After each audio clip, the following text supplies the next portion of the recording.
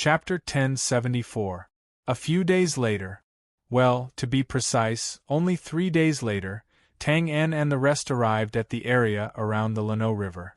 It had to be said that this speed was astonishing. If the noble negotiation team were to make this journey by themselves, it would probably take at least 2 or 3 times the time. Of course, if they really had a choice, they might not have wanted to come so quickly, but no matter what, they had finally made it through this hellish journey and were nearing the end of their goal. And at this moment, after a short 3 days, what was supposed to happen had finally arrived. Damn it! How dare they say that we are imposters? How are we going to go back? This bastard is going too far.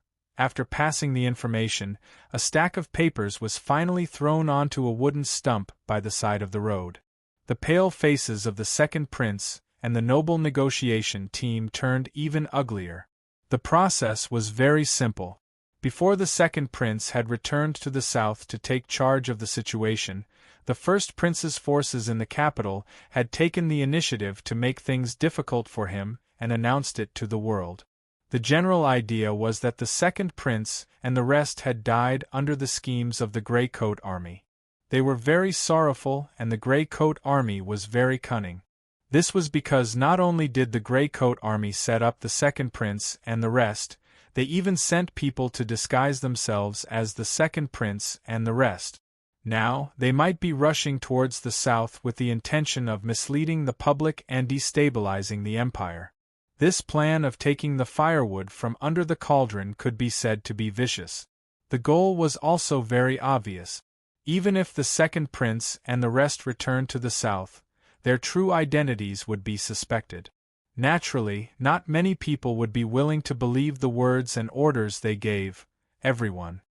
Amidst the intense cursing, Tang En swept his gaze across the crowd and said calmly, "Cursing and swearing won't solve anything. The main question now is whether you can still pass through the Lano River normally?" To be honest, it was not surprising that such a situation would occur. At least, in Tang En's opinion, if he was the first prince, knowing that his younger brother, the second prince, was very likely not dead and would come back to destabilize his throne, he would also choose to strike first to gain the initiative. His methods might even be more vicious than this, of course. Now that he was dead, this was a problem that the second prince and the others had to face. It had nothing to do with Tang En. He only cared about whether the second prince and the others could return to the south normally, safely, and even with great fanfare. This would cause a great commotion and provide cover for their subsequent rescue operation. No problem. The second prince nodded and spread out a military map of the south bank of the Lano River that was obtained by a secret agency. The map clearly marked the garrisons of the Brand's armies. He pointed at a river crossing and said, "Later, we will take a boat and pass through here. Then, we will disembark from this area." "The Ashen Flame Legion is guarded by General Clay? This won't do, Your Highness." An old nobleman was shocked when he saw this. "I remember that Clay's family is on the side of the first prince, and I heard that Clay himself has a close relationship with the first prince. If we go through this waterway, won't we be walking right into a trap?" "Don't worry." The second prince waved his hand and interrupted him. He said confidently, "This is just the situation on the surface. In fact, General Clay and I have known each other for many years. There will be no problem for us to pass through here." The old noblemen were also experts in scheming. Hearing this, they immediately understood. "Your Highness is wise. So, General Clay is a secret agent that you have placed by that thief's side. That's enough. This is nothing." Under the current situation, the second prince naturally did not have time to listen to these flattering words. He shook his head and sighed. "This is just a normal method. I think I don't lack such secret agents around me." Hearing this, everyone could not help but be stunned. They looked at each other, and their expressions were a little doubtful. After the second prince finished speaking, he knew that he had misspoken. This should be the truth, but it sounded like he was hinting at something. And the coverage was too wide. including everyone present. He waved his hand and changed the topic. He looked at Tang En and said, "Before we disembark, I need to send someone to bring my token to General Clay so that he can prepare in advance." "Okay." Tang En nodded. "Your people? My people? Use my people. This way it will be more credible." The second prince turned his head and looked at a green-clothed consecrator behind him. He simply bowed and said, "Elder de, General Clay has seen you, so I'll have to trouble you to make a trip. Your Highness is too polite." Because of the shocking battle on the river, the water level had decreased greatly. Now, the so-called port city on the north bank of the Llano River no longer existed. Instead, there were large swamps and mudflats. It was also because this place was now truly a no-man's land. The Bran could not manage it, the Greycoat army did not have time to manage it, and the Northern Wilderness Tribe's army was still on their way here. Therefore, this place was especially desolate and desolate. However, although there was no port, ships could still be found. It did not take long for a group of hundreds of people to arrive at the Llano River. They boarded 3 large merchant ships that had already been prepared and sailed into the river. Although the Bran Empire had retreated to the south in name, in reality, this so-called retreat was only retreating to the north. As a natural military barrier that separated the north from the south, the endless Llano River was actually still under the control of the Bran army. In fact, from a certain perspective, the current Llano River was equivalent to the Bran's frontline border. It was the last piece of clothing that the Bran Empire had. It was an important military location that could not be lost. Once they lost this place, the southern Bran's environment, where even mountains were rare, would naturally not be able to stop the Horde's cavalry from invading. At that time, the Bran Empire would truly be destroyed. Of course, it was still too early to think about this. Also because, luckily, there's still the Llano River.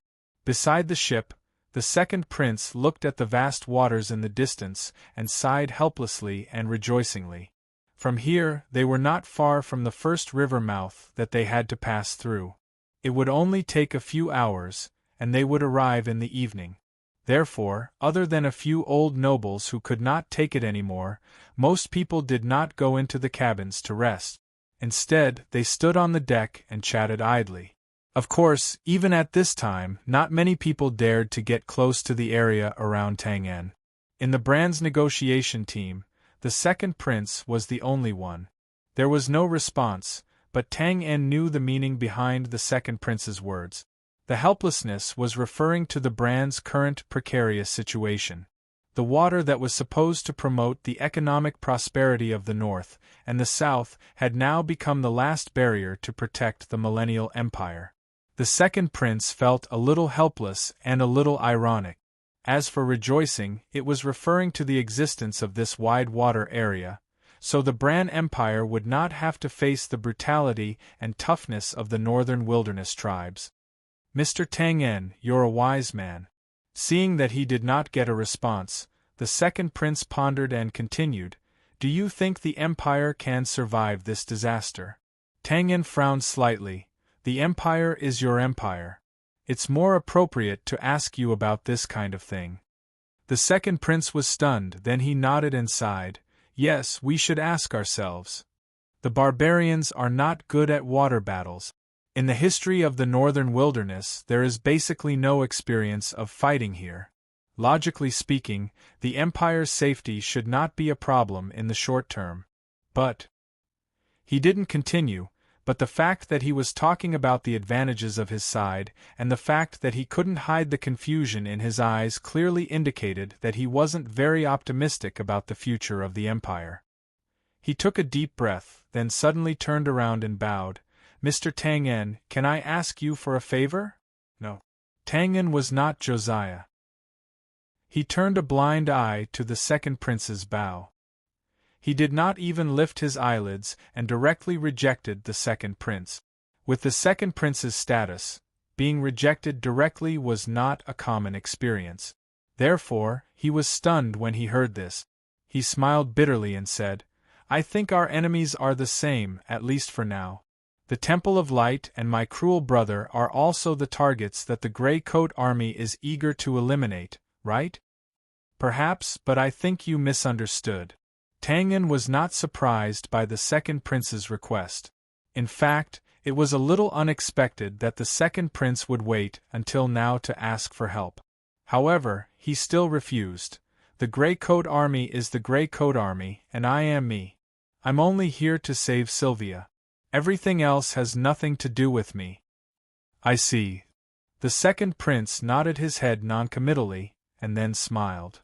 I heard that Sir Twain's identity is an assassin. In that case, if I issue an assassination mission to you in my own name, you can name the bounty. Your Highness. Tang En rubbed the space between his eyebrows. It had to be said that even with Tang En's current state of mind, he was still speechless at the second prince, who was like a peddler trying to sell his wares. He raised his hand and pointed at a few palace consecrators who were on guard not far away. With your status, there are many expert assassins who are willing to kill for you. Why do you have to find me? The main reason is because you are professional. The second reason is because you are an outsider. The second prince was very frank and answered without hesitation. Then I'll give you 2 reasons why I can't help you. Tang En spread his hands. The main reason is that I'm very busy now. The second reason is that I'm really busy now. Hearing this, the second prince paused for a moment, but he didn't get angry. He took out a scroll from his bosom and handed it over. I was rude.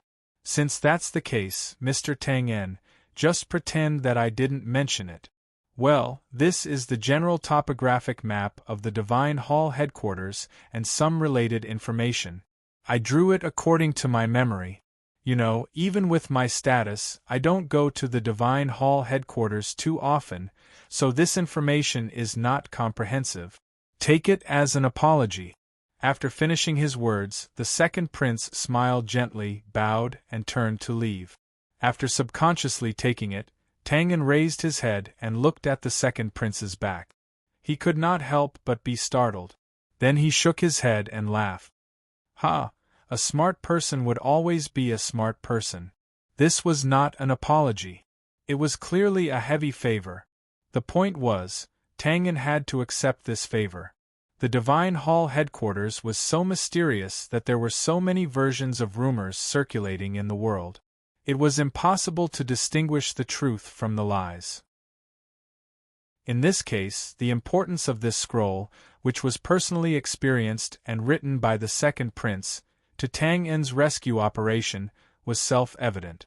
Furthermore, the second prince had actually sent such a significant item over so casually, without even mentioning a single request. How was Tang En supposed to react to this? That was why smart people were the most annoying. Chapter 1075. In the evening, the sun set in the west, and mist gradually formed. In a vast expanse of white water, several large merchant ships that were speeding in gradually slowed down after reaching a predetermined area. Finally, they dropped their anchors somewhere on the river surface, extinguished all their lights, and completely stopped moving. What followed was a silent and anxious wait. Everyone, including the old nobles who had been resting in the cabins but were still half dead, staggered to the deck and looked at the southern waters, unable to hide their anxious expressions. The royal consecrator who had gone to pass the message had returned successfully, and the news he brought back was also very smooth. But even so, the members of the noble negotiation team, who had experienced life and death situations, were already seriously nervous and extremely insecure. They desperately wanted to rely on something, but they did not dare to believe in anything. It was torture. Of course, Tang En did not have such a feeling of worrying about personal gains and losses. Looking around, there seemed to be some familiar features of the waters, and he looked thoughtful. That's right, he had been here before, not long ago. Sailing forward for a while, it was the river mouth where he and Bamatu had blocked Wu Ding. Tsk, what a coincidence. Thinking of this, there was a slight commotion around him. Looking up, in the distant southern waters, a few large figures could be vaguely seen breaking through the thick mist that had not dissipated for a long time, quietly and continuously approaching at high speed. "They're finally here." After a pause, the second prince raised his hand and waved lightly. He shouted in a low voice, "Get ready!" The order was passed down one after another, and there was another slight commotion on the few large merchant ships. Swords and sabers were unsheathed, bows and arrows were loaded, and they were ready for battle. The austere atmosphere instantly froze to the freezing point. There was nothing to say about this response. In the current situation, even the second prince, who was very confident in General Clay, did not dare to casually gamble with his own safety and life to bet on the other party's loyalty. But the facts proved that they seemed to be overthinking. The few gigantic ships, which were the ferocious battleships, slowed down on their own when they were a few miles away, and eventually stopped moving. Then, a small boat was released, carrying a few people, and it approached again along the floating river. "Phew! That's right, it's General Clay." A few old nobles leaned against the side of the ship and squinted for a while before they finally confirmed the identity of the newcomer. They could not help but cry out in joy. Since the identity of the person had been confirmed, and the other party was on a small boat without any guards, it meant that there was no danger in the current situation. The lights were turned on and the swords were put down.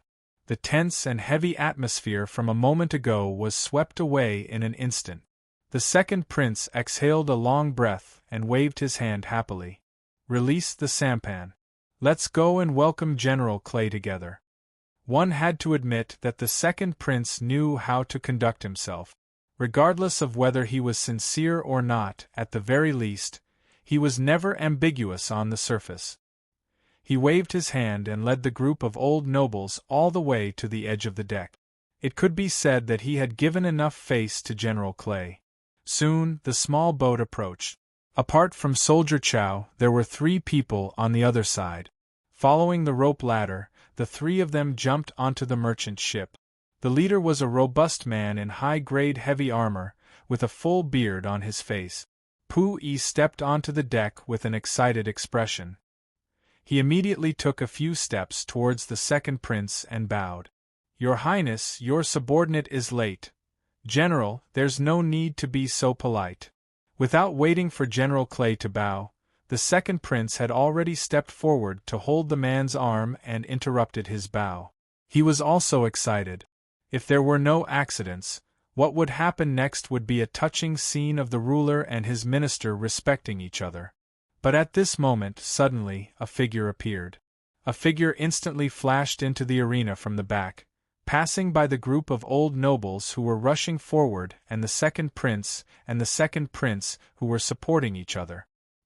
He stopped and reached out his hand at lightning speed, accurately grabbing the wrist of one of the people who came with General Clay. This person was a middle-aged man who was also wearing high-grade armor. He should be a deputy general. Originally, he walked over quickly and was prepared to bow to the second prince and the group of old nobles. But he did not expect that the moment he stretched out his arm, a black figure would appear in front of him and grab his wrist. "Who?" The middle-aged deputy general was shocked when he saw this. A trace of panic flashed in his eyes as he subconsciously bent his arm to struggle and raised his knee to kick out. His instantaneous reaction could be said to be fast, but it could also be said to be correct. But the actual situation was that the moment he raised his knee, the black figure in front of him grabbed his wrist and instantly stepped behind him. Then, a flash of a blade lit up in his eyes. With a puff, his throat was ice-cold, blood splattered everywhere. "General, be careful. There's an assassin. Quick, protect His Highness, Tang En. Tang En?" This unforeseen event happened too suddenly and ended too quickly. In a breath's time, before anyone could react, the middle-aged deputy general leaned forward and knelt on the deck with one knee. His right hand was grabbed by the back while his left hand tried to grab his neck in vain. His throat let out a meaningless hiss, and a large amount of blood spread wantonly under his body. A huff behind him, under the illumination of the flickering lights, Tang En expressionlessly controlled the twitching body under him. He grabbed the Deputy General's right wrist with one hand and clamped the Deputy General's neck with the other. He twisted the handle of the black dagger that was inserted into the Deputy General's throat. Cluck, cluck, cluck. Blood poured out, and the clear and terrifying sound of bones rubbing against each other was chilling to the bone. The first to react was the other Deputy General who was closest to him. When he saw this, his eyes almost popped out of their socket. Without thinking, he pulled out his sword and stabbed forward. Go to hell. General, run. Tang En, what are you doing? Stop. Then, everyone on the scene came to their senses at the same time and subconsciously did what was most beneficial to their side. They either screamed or retreated. The guards on the periphery raised their swords again and charged forward to surround Meng Chao. Seeing that a chaotic battle was inevitable, the Deputy General's longsword had already pierced Tang En's back. Tang En did not get up, nor did he turn his head. He merely twisted his body slightly, and instantly dodged the incoming sword. Then, there was a crisp sound and the two figures crossed each other. The Deputy General, who had rushed forward too quickly, was a few steps away from Tang En. He stopped and roared like a tiger. Just as he was about to twist his waist and turn around to slash back with his sword, his body suddenly froze on the spot. He raised his right hand, but it was empty. He lowered his head subconsciously, but his sword had already returned to the scabbard at his waist. This strange scene not only shocked the Deputy General, but also stunned the guards who were charging forward. The lights dimmed and the river water splashed gently. The scene instantly fell into a short silence. Then, there was a bang. Tang En put away his sword and stood up. The middle-aged Deputy General at his feet knelt on the deck, still and silent. Why did you kill him? Looking at Tang En, who was calmly wiping the blood on his hands as if he had done nothing, the second prince opened his mouth and asked in a trembling voice after a while, Your Highness, is this one of your men? If General Clay had not completely sorted it out before, he naturally understood everything now when he looked at the expressions and reactions of the people around him. He took a deep breath and looked at the Deputy General lying in a pool of blood. The corner of his eyes twitched, and he turned to look at the second prince with inexplicable grief and indignation. Good. It seems that your Highness does not believe me. General, don't misunderstand. He has something in his hands. Without waiting for the second prince to explain, a royal consecrator frowned and looked at the dead Deputy General. His eyes flashed as he suddenly spoke. T. The other Deputy General recovered from the shock. Hearing that the other party had not only killed his comrade in front of him, but also seemed to have the intention of framing him, he immediately flew into a rage and opened his mouth to curse. Shut up. Let's go take a look. General Clay shouted angrily. Let's go together. The second prince looked at the expressionless Tang En and suddenly thought of something. He waved his hand and said, General, don't be angry. There has to be an explanation. If it is confirmed that we made a mistake, I will personally give the general an explanation. At this point, with the status of the second prince, there was indeed nothing to argue about. All the nobles gathered together, and a clever soldier came forward to straighten the corpse of the middle-aged Deputy General. Left hand, nothing. Right hand. He tried to open his clenched fist, but he did not manage to open it. Be careful. Tang En suddenly opened his mouth and said. Hearing this, everyone could not help but be stunned. Then, they vaguely remembered something. In the short battle just now, this hand seemed to have been tightly held by Tang En. The soldier nimbly exerted his strength again, and his 5 fingers finally opened. Under the dim light, a fiery red prismatic crystal shone in the palm of his hand. Suddenly, instantly there was a burst of gasps in the field. As if it was agreed, everyone took a big step back, and their expressions changed greatly. General Clay and the Deputy General did not retreat. Their eyes were as wide as copper bells.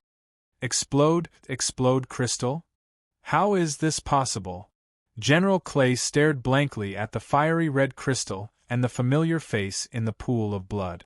He could not believe his eyes and murmured, "Halloin, this, why?" Before the second prince's identity reached the south bank, it was impossible for him to see the light of day. General Clay must be very clear about this, so the two deputy generals who came with him this time were naturally deeply trusted by him. But right now, his trusted subordinate was holding a powerful explosive crystal right under his nose. It sounded like something that was impossible. But, no matter how impossible it was, with solid evidence it could only be the truth. At this time, everyone looked at Tang En in a completely different way. It was obvious that this middle-aged deputy general had secretly hidden an explode crystal. Of course, it was not a gift. Think about it. With the power of the explode crystal, if he hurried to the side of the second prince and the nobles in the negotiation team and successfully detonated it, then in such a narrow range, the consequences were really unimaginable. However, Tang En did not have any special expression. He did not even want to know who was the mastermind behind this middle-aged deputy general. This was not a pretense. Originally, to put it bluntly, this was just an assassination. The other party had the determination to be a human bomb. His courage was commendable, but he was not a professional. And Tang En was a professional and the best of the best. In this way, wasn't the outcome already predetermined since a long time ago? Facing everyone's gaze, he frowned impatiently and waved his hand. "Hurry up, change ships and get on the road." Chapter 1076. Mother, why are you here? On the river, just as Tang En and the others were waiting for someone to come to their aid.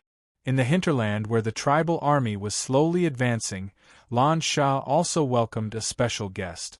It was her mother, the Northern Wilderness Empress. "The imperial city is too noisy, so I came to your place to hide." Taking off her cloak, the Empress seemed to be in a good mood. She smiled and stroked Lan Sha's hair. "Why, am I not welcome?" "Of course not." Lan Sha shook her head subconsciously. Then she thought of the first half of the Empress's words and frowned. She asked tentatively, "Is it that the tribal forces in the imperial city are not stable?" "Haha, not really. They don't have the guts." The Empress smiled and waved her hand. She paused, looked at Lan Sha, and continued with a smile. "It's just that it's annoying to keep persuading them." "Well, it's actually two things, and they're both related to you." "Me?" "Mother, please sit down."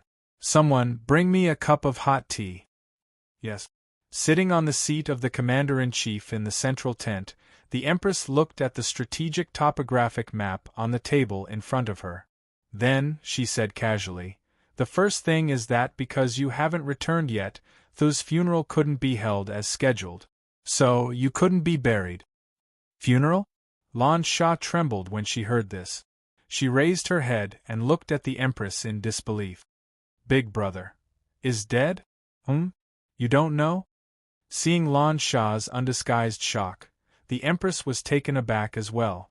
She frowned and said, "He was ambushed and killed by a small tribe more than 100 kilometers away from the imperial city. You didn't know? I sent someone to inform you." "It's my negligence." In the center of the tent, Bamatu appeared out of thin air with a guilty expression.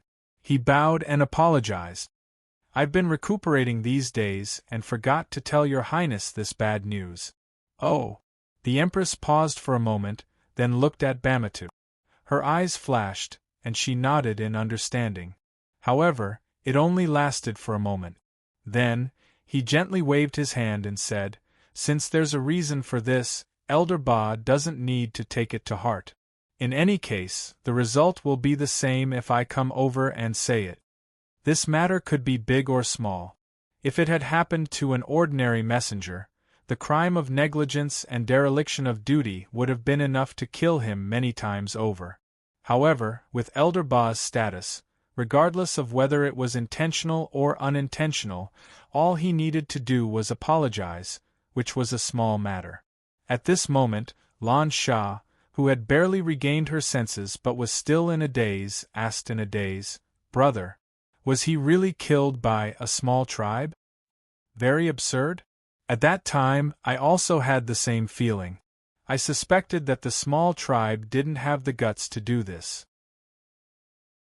I suspected that there was someone behind the scenes who was secretly instigating the murder. But the Empress let out a sigh, her eyelids drooping in sorrow. There was a large group of wilderness wolf riders that happened to pass by as evidence.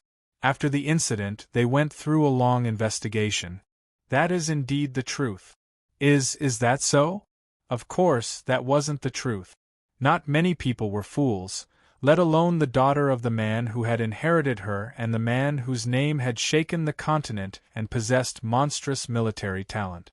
Seeing the suspicion in Lan Sha's eyes that hadn't diminished in the slightest, the Empress felt a headache coming on. She had the urge to rub her forehead. It had to be said that Bamata's action of not informing Lan Sha of Tiyu's death had put her in a very passive position. She was so passive that she could only stiffly change the topic.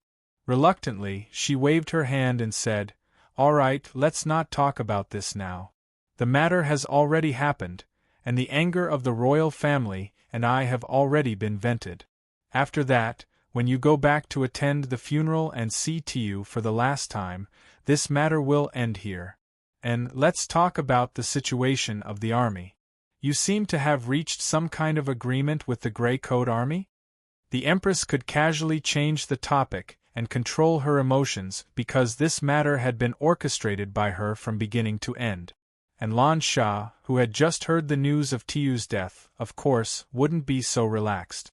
But then again, no matter how suspicious Lan Sha was, she, who would never know the inside story, still didn't dare to believe that Tiyu had died in the hands of her mother. This didn't make sense. Even a vicious tiger wouldn't eat its cubs, right? Taking a deep breath, Lan Sha forced herself to calm down and nodded. I agreed to lead their army to conquer the entire northern part of the Bran. The condition is that the territory north of Fire Beacon City must belong to our tribe after the war. As for the specific situation, Grandpa Bamatu should have told Mother about it. Although it didn't make sense, it didn't mean that Lan Sha completely believed that her mother was completely innocent in the matter of her brother's death. Thus, her tone was inevitably a little stiff. It wasn't hostile, but it was a little complicated and unfamiliar. The Empress naturally understood the meaning behind it, but she didn't care and directly chose to ignore it. She believed that with the passage of time, this matter and these estrangements would eventually pass, because Lan Sha was her daughter. She clapped her hands and sighed, revealing her pride. Beautiful. Taking advantage of the situation, borrowing strength for your own use. Without losing a single soldier or general, you took back the ancestral territory of the tribe. Just based on this achievement, there will definitely be a place for my daughter in the history of the continent. The Empress is extremely right. Your Highness will definitely be recorded in the history of war and praised by future generations. Bamatu also sighed emotionally and agreed. This wasn't flattery. People who had reached their level didn't need to flatter anyone at all. Then, without waiting for Lan Sha to wave his hands modestly, the Empress smiled and continued, "Lan Sha, since you have commanded the Grey Coat Army before, then you should have some understanding of their battle strength. And tell me about it." Lan Sha didn't doubt her when he heard this. After thinking for a while, he said seriously, "The Grey Coat Army's military structure is relatively simple. There aren't many soldiers who have received formal military training, and most of the generals were born in the wilderness. Their battle tactics and strategies are not very standard. In terms of battle strength, the Grey Coat Army's soldiers should be weaker than the Bran's regular army by a level. But, for example, if it's a short encounter, putting aside the purple cannons, the Grey Coat army won't be a match for the Brand's regular army with the same number of soldiers. But if it's a protracted battle, the final victory will definitely be the Grey Coat army. Why is that? Are there any obvious differences between the two? The Empress asked with interest. There's a big difference. In a short encounter, the two sides compete in the military tactics of the generals, the individual combat ability of the soldiers, the quality of the weapons and armor, and so on. These can be seen or easily perceived. But in a protracted battle, these things are no longer necessary, or they will only be secondary. At that time, the field of competition between the two sides will expand and level up. In addition to these things, there are also willpower, morale, and other things on the spiritual level. Mother, once something involves the spiritual level, it will no longer be easy to control and infer. To put it bluntly, if the battlefield is in the middle of a barren land, there will be no retreat, no logistics, and nothing. Even the soldiers won't be able to receive military pay, and they won't be able to see military glory. Under such circumstances, even the Brand's regular army, which has received excellent military training, won't have much morale left. But the Grey Coat army is different. They are used to and even familiar with this kind of combat environment. They don't have military pay, logistics, and so on before this, and they don't need it. As long as there are roots and grass, they will have the strength to raise their weapons again. To them, war is not a shortcut to glory, but a pursuit for survival. Just like before they joined the Grey Coat army, they planted vegetables and harvested food in their own field. That's their survival instinct. This kind of combat attitude, coupled with the philosophy that the Grey Coat army's higher-ups have been persistently promoting. This army can't be killed. Can't be killed. It's enough to be called terrifying, terrifying. With such a long analysis and evaluation in one breath, it could be seen that Lan Shah did indeed have a very deep understanding of the Grey Coat army, and this research was not only in the field of military affairs, but also involved other aspects. It was also because of this that when he made the final evaluation, Lan Shah's tone and expression were incomparably solemn. This also affected the Empress and Bamatu who were at the side. They were either stunned, shocked, or deep in thought. The big tent fell into a moment of silence. Of course, unlike Lan Shah who had personally experienced the Grey Coat army, these two people's shock was mostly caused by Lan Shah's attitude, so their feelings were not as strong. So after a short moment of absent-mindedness, the Empress was the first to recover and break the silence. Then, if compared to the warriors of my tribe, how is their combat power? When Lan Shah heard this, he was stunned for a moment and realized something. Looking at the Empress who was smiling quietly, he gradually frowned. This is the second thing that Mother mentioned before, the second thing related to me? Yes. Nodding, the Empress gently rubbed the space between her eyebrows. Let's not talk about other things for now. Just based on the fact that the Grey Coat army helped our tribe successfully take back our former territory, we must thank them. But now that the cooperation is over, we have returned to our previous positions, so we don't owe them anything. Yes, this is the intention of each tribe's chief. Lan Shah directly interrupted. Then, Mother, what do you think? The Empress spread her hands and pointed to the ground under her feet, meaning that she did not say anything. I don't agree. I know that's why I'm here. Compared to Lan Shah's somewhat agitated attitude, the Empress appeared to be very calm. This is destroying our own city walls. Lan Shah excitedly waved his hand. Our goal now is to defeat the Brand, not to fight on both sides and be attacked from both sides. This is the real reason why you rejected it. The Empress tilted her head to look at Lan Shah and said softly, It's not because of that, Tang-en? Lan Shah was stunned and subconsciously turned to look at Bamatu. The latter's expression was normal, and he really had nothing to be ashamed of. As a person from the northern wilderness, it was natural for him to be loyal to the Empress. Naturally, this included telling the Empress in detail about Lan Sha and Tang En. Mother, you're joking. Lan Sha's face darkened. I'm the chief commander of the tribe's army. Every decision I make is naturally for the tribe's overall situation. Is that so? The Empress waved her hand to interrupt him, her expression indifferent. Then, considering the tribe's overall situation, can you explain the reason why the army is slowing down its advance? Lan Sha heard this and was stunned. The reason was self-evident. And no matter what it was, it couldn't be because the mountains were high and the road was long, and the tribe's soldiers were not used to the brand's climate and environment. These reasons could fool the tribe's soldiers who were not very bright, but certainly not the Empress.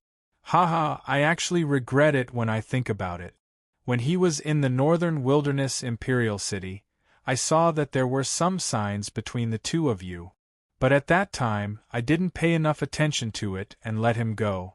In the end, not only did he cause trouble in the imperial city before he left, he even came to provoke you now.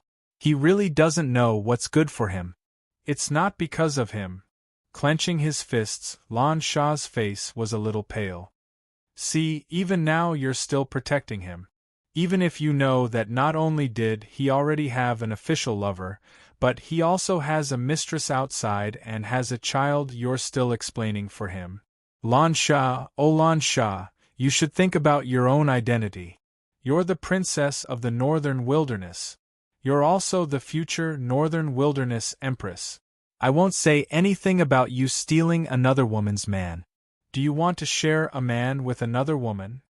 Suddenly standing up, the Empress, who had always been indifferent, was finally angry. Looking at the muttering Lan Sha, she shook her head in disappointment. Hand over the military power, there will be someone else to take over the military. As for you, it's time to calm down and wake up. After saying this, the Empress didn't look at the dazed Lan Sha anymore and stepped out of the tent. At this moment, suddenly, I don't agree. The Empress stopped and turned her head in shock. Looking at Bamitu, who suddenly spoke, she was stunned, then couldn't help but shake her head and laugh. Elder Ba, are you pleading for Lan Sha? Or also for that Tang En? With Bamitu's status, even if he didn't understand military affairs, he naturally had the right to give his own opinions and suggestions to the Empress. But it was also because of this that the Empress was even more confused. That kid doesn't need me to plead for him. The corner of Bamitu's mouth twitched, revealing a trace of a bitter smile. The 1-month deadline was given to him by His Highness. To be honest, I also thought it was ridiculous before. But now, unless His Highness takes back this statement, it's best for no one to interfere, not even Your Majesty. Why? Frowning, the Empress didn't care about these somewhat disrespectful words. On the contrary, she asked very seriously. Because if he wants to assassinate someone now, no one can stop him. Bamitu gave a very simple reason, helplessly spreading his hands. Including me. The Empress was stunned. Are you sure? I'm sure. The reason couldn't be simpler, but it was also the most fatal reason. The reason was the same. Tang En felt guilty towards Lan Sha, especially after the other party agreed to give him a 1-month deadline. But this was only for Lan Sha alone, not for others. In other words, even if Lan Sha suddenly took back the 1-month deadline now, it was also reasonable, and Tang En wouldn't say anything. But if others took back the 1-month deadline, it would affect his rescue of Sylvia, haha. With Tang En's current strength, of course, he couldn't be considered the world's #1. But with his assassination skills, if he wanted to kill someone after getting angry, even the world's #1 would have to be somewhat afraid. This was the true strength of an assassin, and also the charm of an assassin. Of course, the situation now was different. The Empress was Lan Sha's mother, and regardless of whether Tang En would really be ruthless to her after the incident. Now, the Empress only needed to persuade Lan Sha to take back the 1-month deadline. Realizing this, the Empress turned her head again, only to find that her daughter, Lan Sha, had already walked out of the tent. She lifted the curtain and walked out, leaving only a relaxed and cheerful sentence behind. "Mother, you're right, I'll go and reflect on it now." Chapter 1077. Sometimes I wonder if people like us, who seem to be honorable and noble in the eyes of ordinary people, or even His Majesty the King, the Pope, and so on, are laughable in the eyes of people like you? 2 days ago, after killing the middle-aged lieutenant general who intended to drag everyone down with him on the spot, and under Twain's constant urging, everyone successfully changed ships and boarded the few giant warships that General Clay had brought.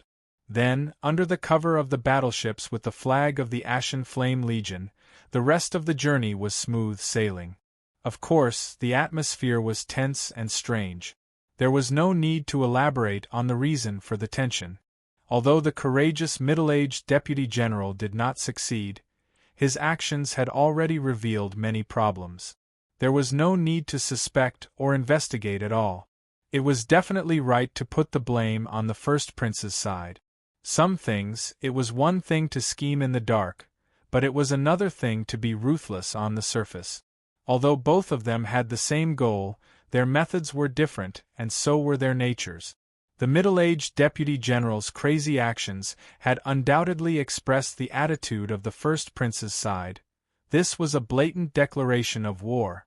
It was also a fight to the death where there was no room for luck. Therefore, the second prince's side could not help but feel nervous. After all, they had lost the opportunity to strike first and were already at a disadvantage. The situation they were facing was even more passive. As for the strange emotions mixed in with the tension, it was because of the main character, Tang En. When they first met, Tang En was too fast, too anxious, and too cruel. When he attacked, he slit the throat with a dagger and killed without any mercy. It was inevitable that everyone would have such thoughts. Did he not think that he would make a mistake, and did not consider the consequences of killing the wrong person? Of course, the subsequent facts proved that Tang En's actions were correct, and saved everyone. However, regardless of whether it was the noble negotiation team or General Clay's side, when they thought about the bloody scene of the assassin's twitching body being suppressed and cruelly rotating the hilt of his sword, they could not help but feel sorrow in their hearts. It was like a fox mourning the death of a rabbit. Therefore, they naturally did not dare to get close to Tang En, let alone talk to him calmly. Of course, there were exceptions, such as the second prince. In a situation where everyone feared Twain like a tiger, he did the exact opposite. As long as he was free, wherever Tang En appeared, he would definitely be within 3 feet of him and would constantly find various topics to talk about. Even if Tang En didn't reply for a long time, he still enjoyed it and talked to himself excitedly. At first, the nobles were puzzled by the second prince's behavior, but as time passed and they saw more of it, they naturally understood. Yes, in the current situation, if there was a safe place in the Bran, it must be by Tang En's side. With the latter's strength and assassination skills, which assassin could get close to him? However, even though they understood, they were still unwilling to do so. Firstly, it was because the second prince was at least familiar with them. When danger came, Tang En would not leave them in the lurch. However, if they were not friends, it would be hard to say what Tang En would do. Secondly, it was because they really didn't dare to do so. Although there was the danger of being assassinated in other places, being by Tang En's side was a constant threat. It had to be said that from this point of view, the second prince's previous series of favors and investments were not in vain. Although Tang En was very impatient with this noble follower, who followed him wherever he went like a fly, in the end, he did not say anything to drive him away. The second prince was, of course, satisfied with this result. However, it was unknown whether it was because of his personality or because he wanted to seize the time to build a relationship with Tang En.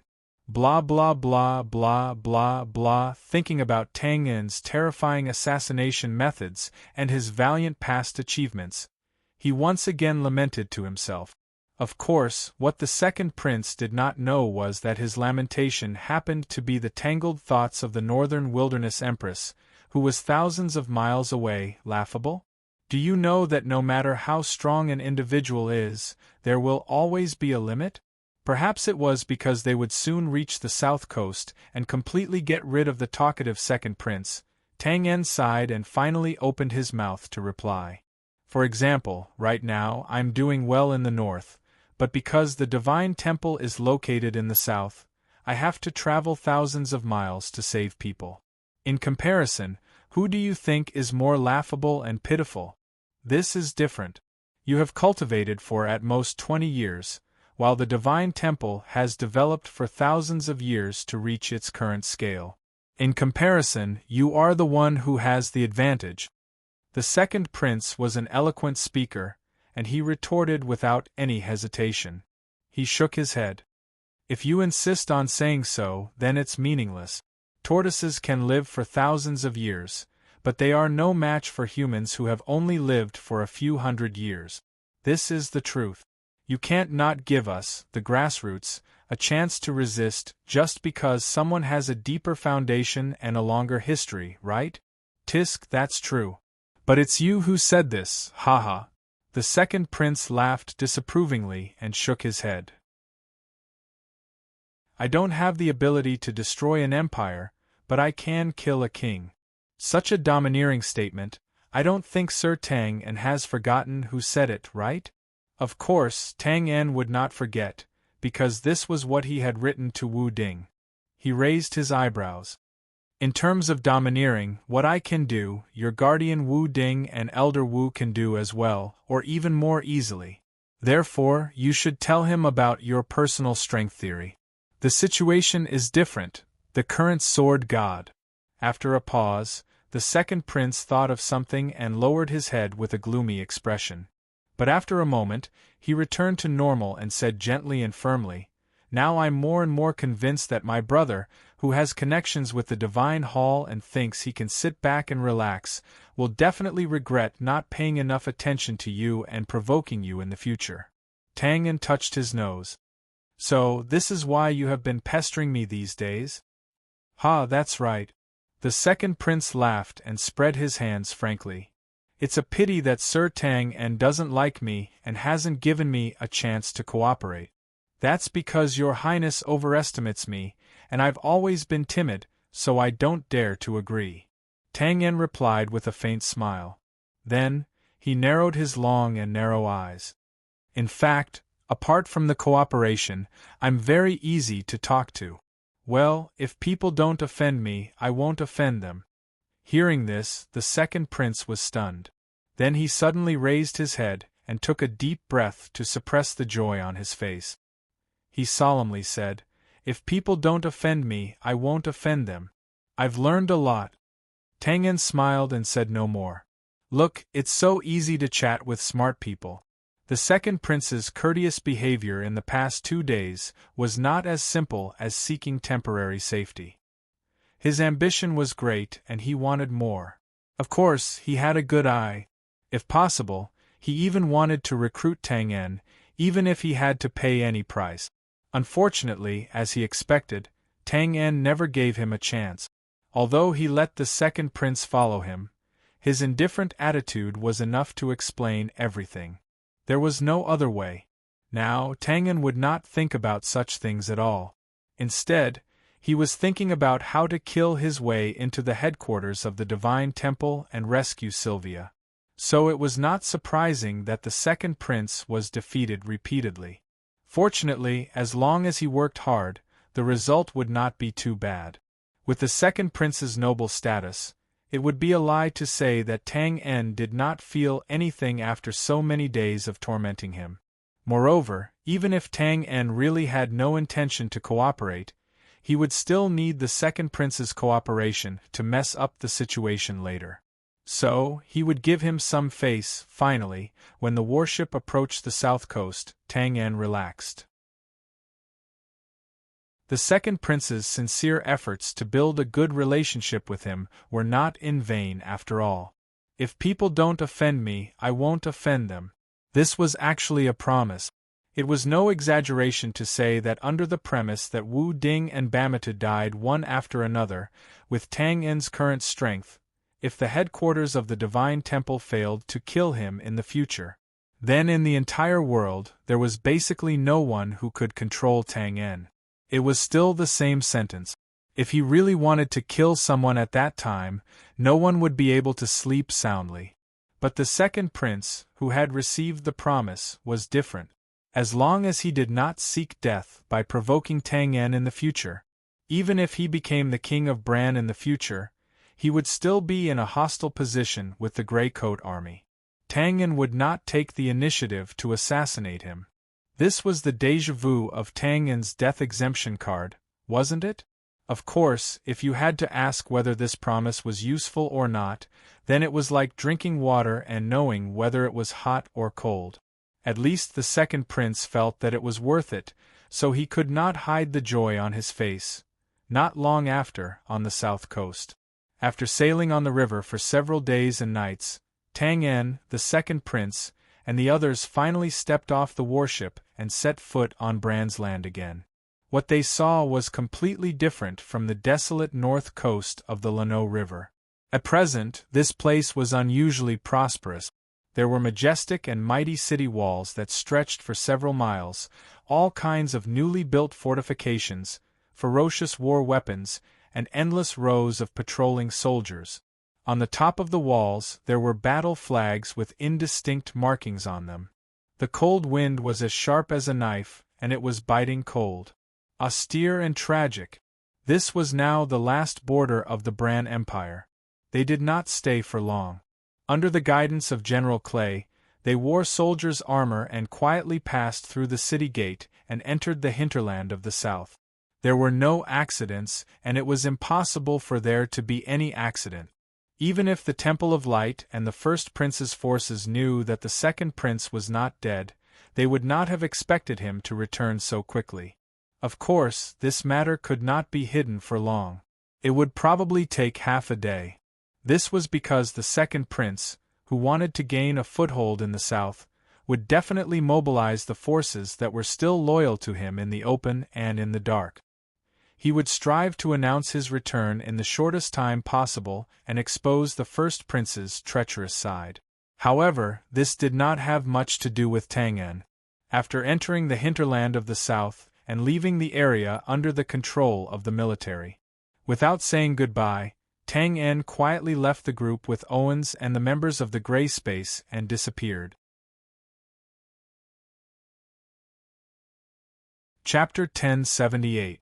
Although it was said that they had left the team and disappeared, Tang En and the others naturally did not immediately head for the headquarters of the Divine Temple. Well, if they really did that, the possibility of being killed by the Divine Temple would be greater. In fact, Tang En and the others did not go anywhere. After leaving the team, they found a farm nearby and hid in the fields with flourishing crop. Well, the geographical environment of the South was indeed a little strange for assassins and bandits. Basically, there were no towering mountains. At a glance, there were only open plains with no cover. They squatted for half a day. Soon after, the expected commotion finally came. As expected, the second prince's reaction was swift and vast. It should be because he had contacted them on the ship. As soon as he set foot on the south, various forces in the open and in the dark, as well as various troops and private soldiers, all gathered like a tide, to assist the emperor. Such a grand movement naturally could not escape the eyes of the first prince's forces. They should have been prepared for it. In just half a day, the fields where Tang En and the others were hiding in were filled with dust from all directions. The soldiers were as numerous as ants, and all kinds of banners, including those of the Divine Temple, were rolling in the wind. Tang En and the others, who were close by, were dazzled and could not help but be secretly shocked. Fortunately, these soldiers and troops were in a hurry and did not have time to send scouts to explore the surroundings. Otherwise, Tang En and the others would have been immediately exposed. It was not until the evening, when the surrounding movement calmed down a little, that Tang En and the others, who had been lying in the fields for half a day, poked their heads out. For the sake of caution, Tang En did not lead the others to set off immediately. Instead, he let Ha Lai take 2 members of the gray space and sneak out of the fields to scout for information. The results of the scouting were expected, but also unexpected. What was expected was that the troops, who seemed to be rushing for a funeral, were indeed the forces of the Divine Temple and the First Prince. They were coming for the Second Prince and the others. As for the unexpected, it was because Tang En had underestimated the Second Prince's methods, as well as the huge commotion on his side. In just half a day, the Second Prince's side had already taken over 3 large cities, and this trend was still expanding. He had already gained a foothold in the south, and had the qualifications and confidence to directly challenge the First Prince's side. Even Tang En could not help praising the speed and decisiveness of the Second Prince. Then he came to his senses and could not help being overjoyed. The reason was very simple. The bigger the movement there was on the Second Prince's side, the more arrogant he would be. Twain's side would have more opportunities to fish in troubled waters.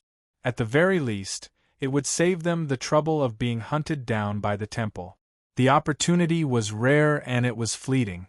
Of course, Tang En would not hesitate to miss it. Soon after receiving the news, he immediately led everyone out of the field.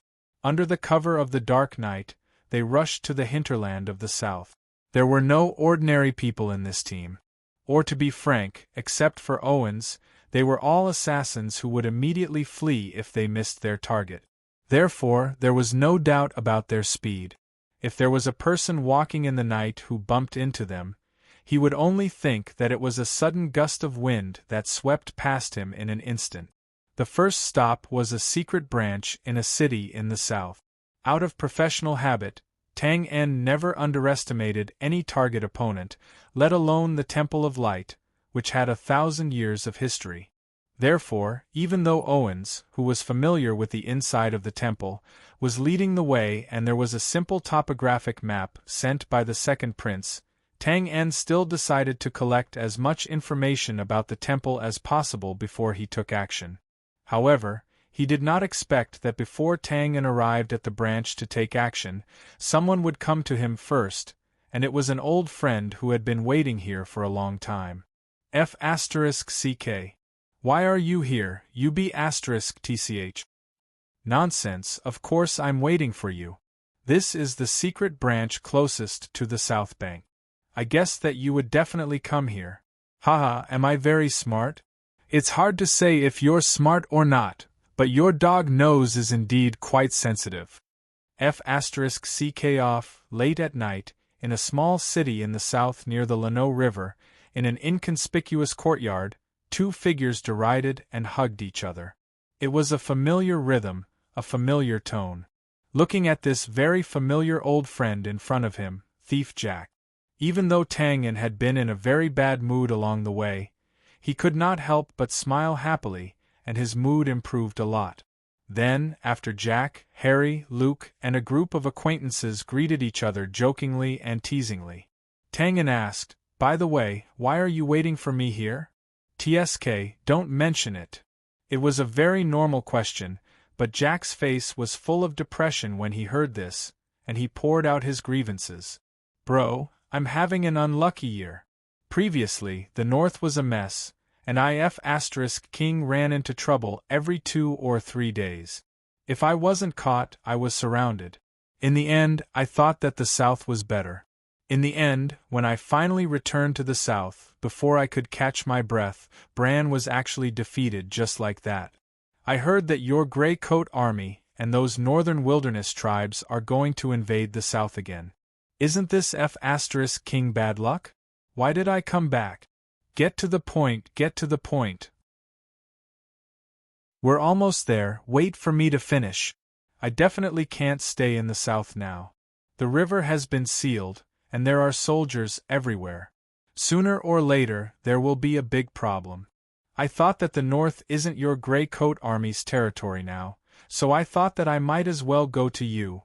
At this point, Jack suddenly paused and hammered his palm. King didn't expect this. Before I could find a way, I was captured by that bastard Philip's men. Motherf asterisk cur, Philip? There's still his business here. Wait. After hearing this, Tang En was startled and instantly realized something. He looked thoughtfully at Jack, who was sighing and looking depressed. So, Philip asked you to help find me? Not long ago, when Philip went to the north to negotiate with Tang En, although the result was not successful, Tang En still gave Philip the contact address of a secret organization. Thinking about it this way, the truth was undoubtedly clear. It's not help, it's a threat. A threat, do you understand? Jack was so angry that his angry scolding was trembling. I've been preparing for a few months, planning day and night, risking my life, and finally got a box of gemstones from a noble's manor. A box of gemstones. I was going to pay for the journey to the north, but he snatched it away before I could even King warm it. CK. He dragged out his tone and beat his chest while stamping his feet. Those who heard it would cry, and those who saw it would be sad. Hearing this, Tang En could not help but touch his forehead. Well, Philip was really capable of doing such a thing. He calmed himself down and could not persuade him. He could only ask, then what's his purpose? Well, why didn't he come to me himself? That bastard said that he was being monitored 24/7 and could not leave the city. Haha, he deserves it. This is the retribution for snatching my gemstones. Point. Oh, he wants you to go to the city as soon as possible to meet him. That's right, this is the intention of his grandfather, the Sword God. It seems that he wants to talk to you about the temple headquarters. When Tang En heard the first half of the sentence, he subconsciously wanted to shake his head and refuse. What a joke! He was pressed for time now. How could he have the time to meet Philip? However, after hearing the next sentence, Tang En could not help but be startled.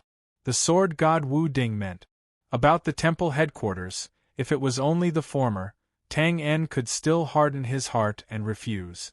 But the latter related to his next rescue plan. Well, with Wu Ding's identity, he should not be making empty promises. After pondering for a moment, Tang En's heart suddenly moved, and he asked tentatively, "Did Philip say how we are going to get to the city?" He said that as long as we can find any long-distance teleportation formation that can lead directly to the city, it will be fine. He has already arranged for people to be ready at the spatial tower in the city, so your identity and whereabouts will not be exposed.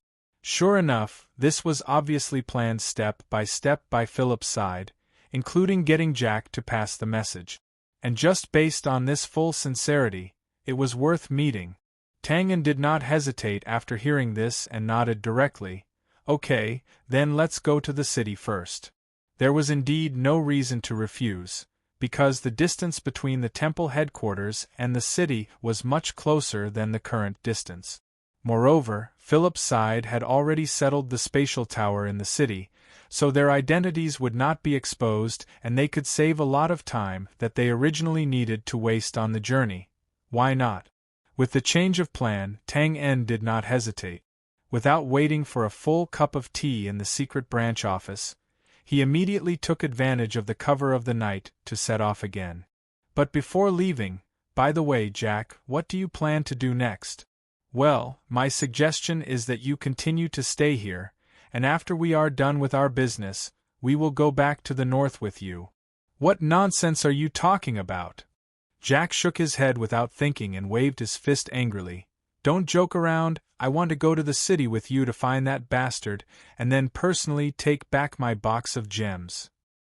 Hearing this, Tang En could not help but pause. Looking at Jack, who seemed to be filled with righteous indignation, the corners of his mouth gradually raised. Of course, this was not the truth, at least not all of it. Since Philip could let Jack pass the message on his behalf, he naturally had to explain the inside story. In other words, Jack was well aware of the danger of this trip, and compared to his life, a box of gems was nothing. Patting Jack's arm, Tang En did not say anything. He only nodded and said, "Then let's go together. Let's go."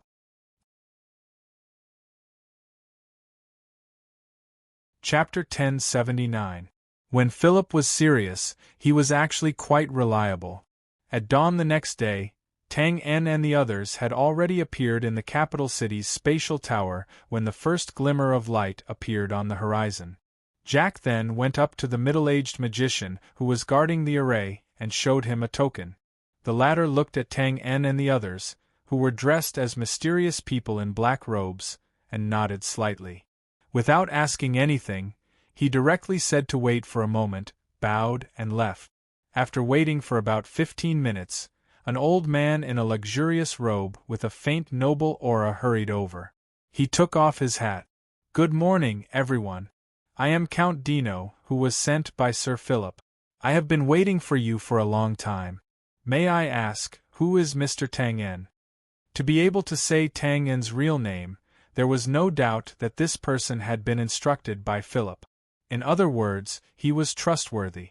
Tang En raised his hand to take off his black hoodie, and nodded in return.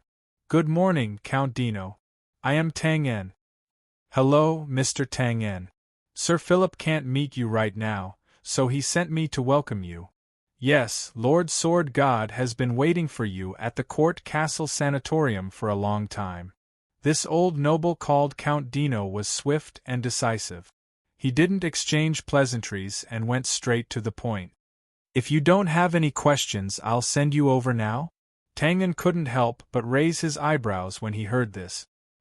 He had a general understanding of the tense situation in the capital now. He simply nodded. "Okay, then I'll have to trouble you, Count Dino. It's my pleasure. You don't have to be so polite." Pausing for a moment, Dino glanced at Harry, Luke, and the dozens of people who were standing quietly behind Twain. He spoke again. "Right now, the capital is not very peaceful.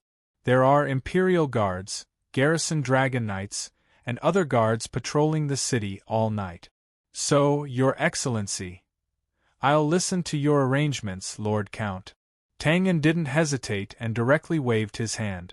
After all, they were new here, and in someone else's territory. Even though Tang En was very confident in the gray space that he had created and believed that they could find a suitable place to settle down in the capital, it was better to avoid unnecessary trouble. "All right, everyone, please follow me." Philip's arrangements were thorough and meticulous. After leaving the spatial tower, Jack, Owens, and the other members of the gray space changed into a set of armor with the brand of a certain family and became the bodyguards of a certain noble.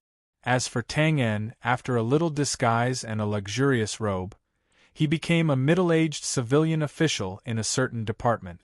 In his bosom, there was even a document indicating his official status.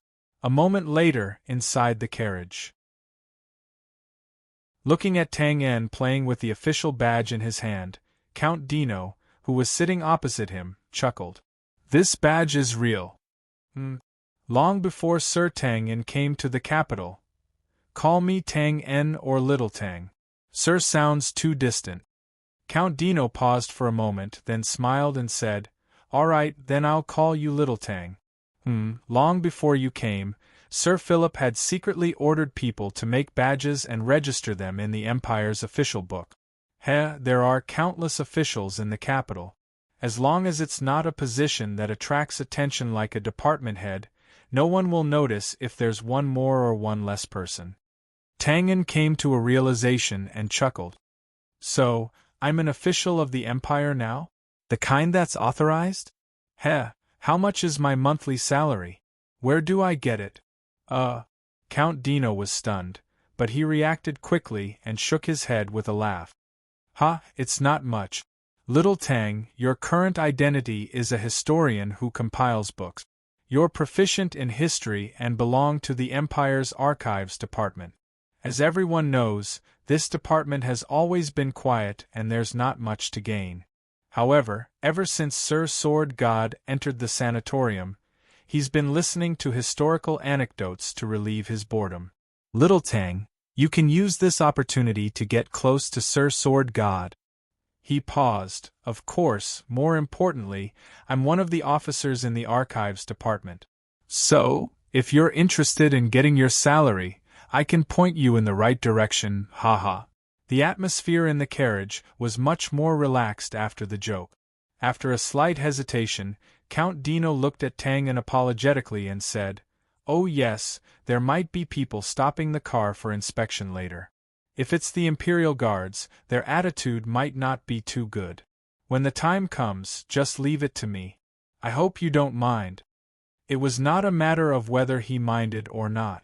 Count Dino did not know Tangen's temper and was worried that he would lose control and get into a conflict, exposing his identity.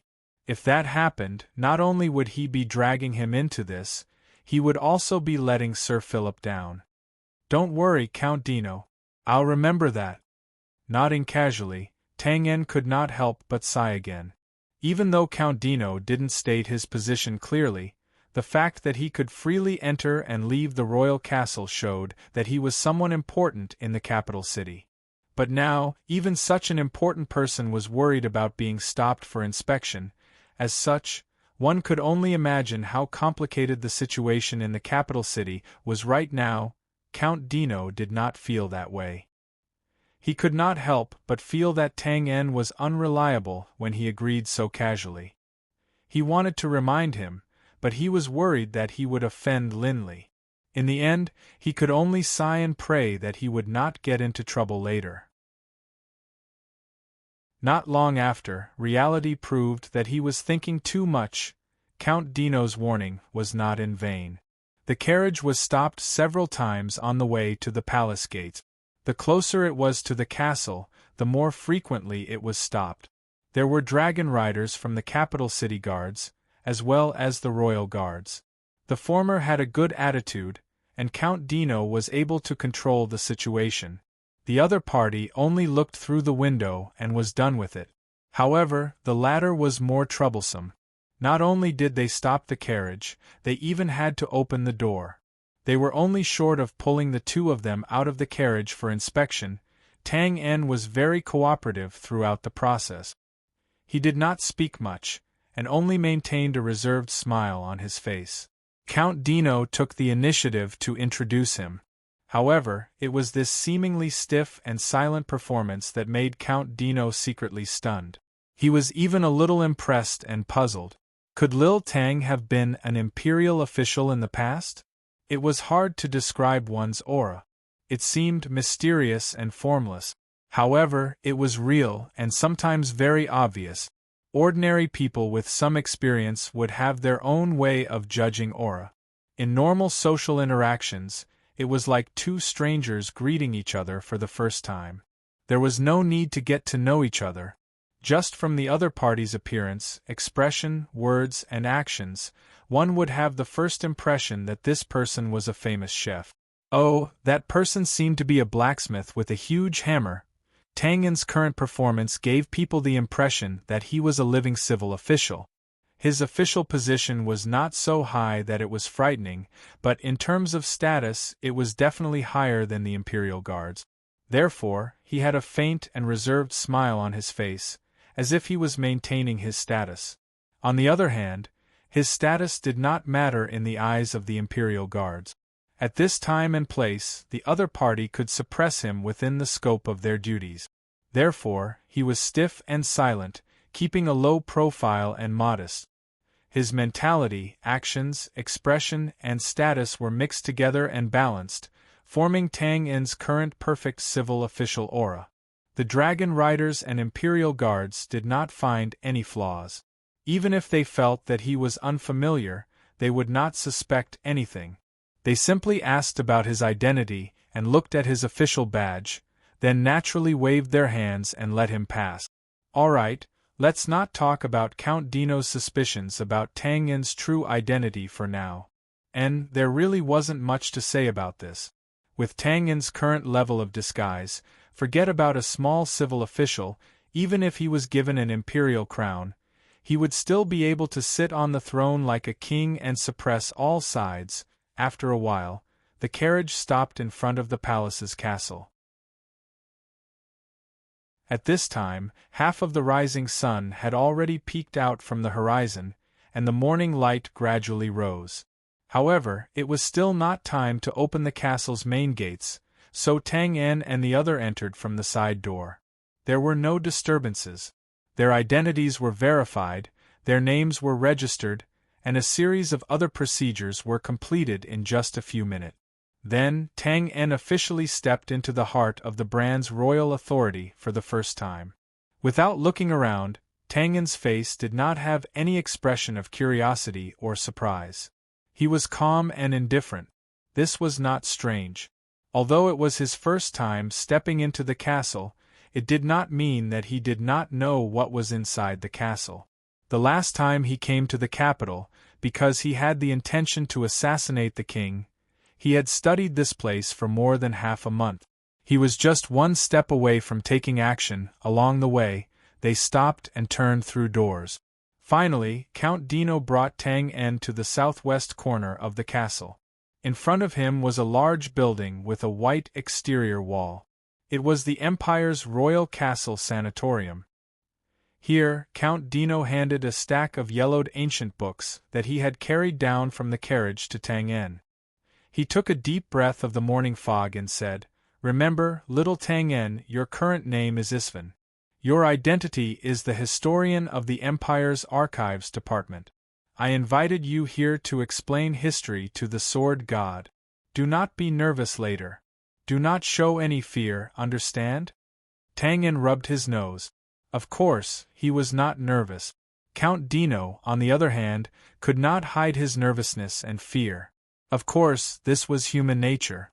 After all, the royal castle was controlled by the First Prince's faction. If something went wrong, it was easy to imagine what would happen to Count Dino and his family. Tang En wanted to comfort him, but he was worried that it would backfire. In the end, he could only nod solemnly. After making some preparations, the two of them walked towards the main entrance of the sanatorium. Just as they approached, several eagle gazes turned to them. Lord Dino? Why are you here so early today?" "Yesterday, haha.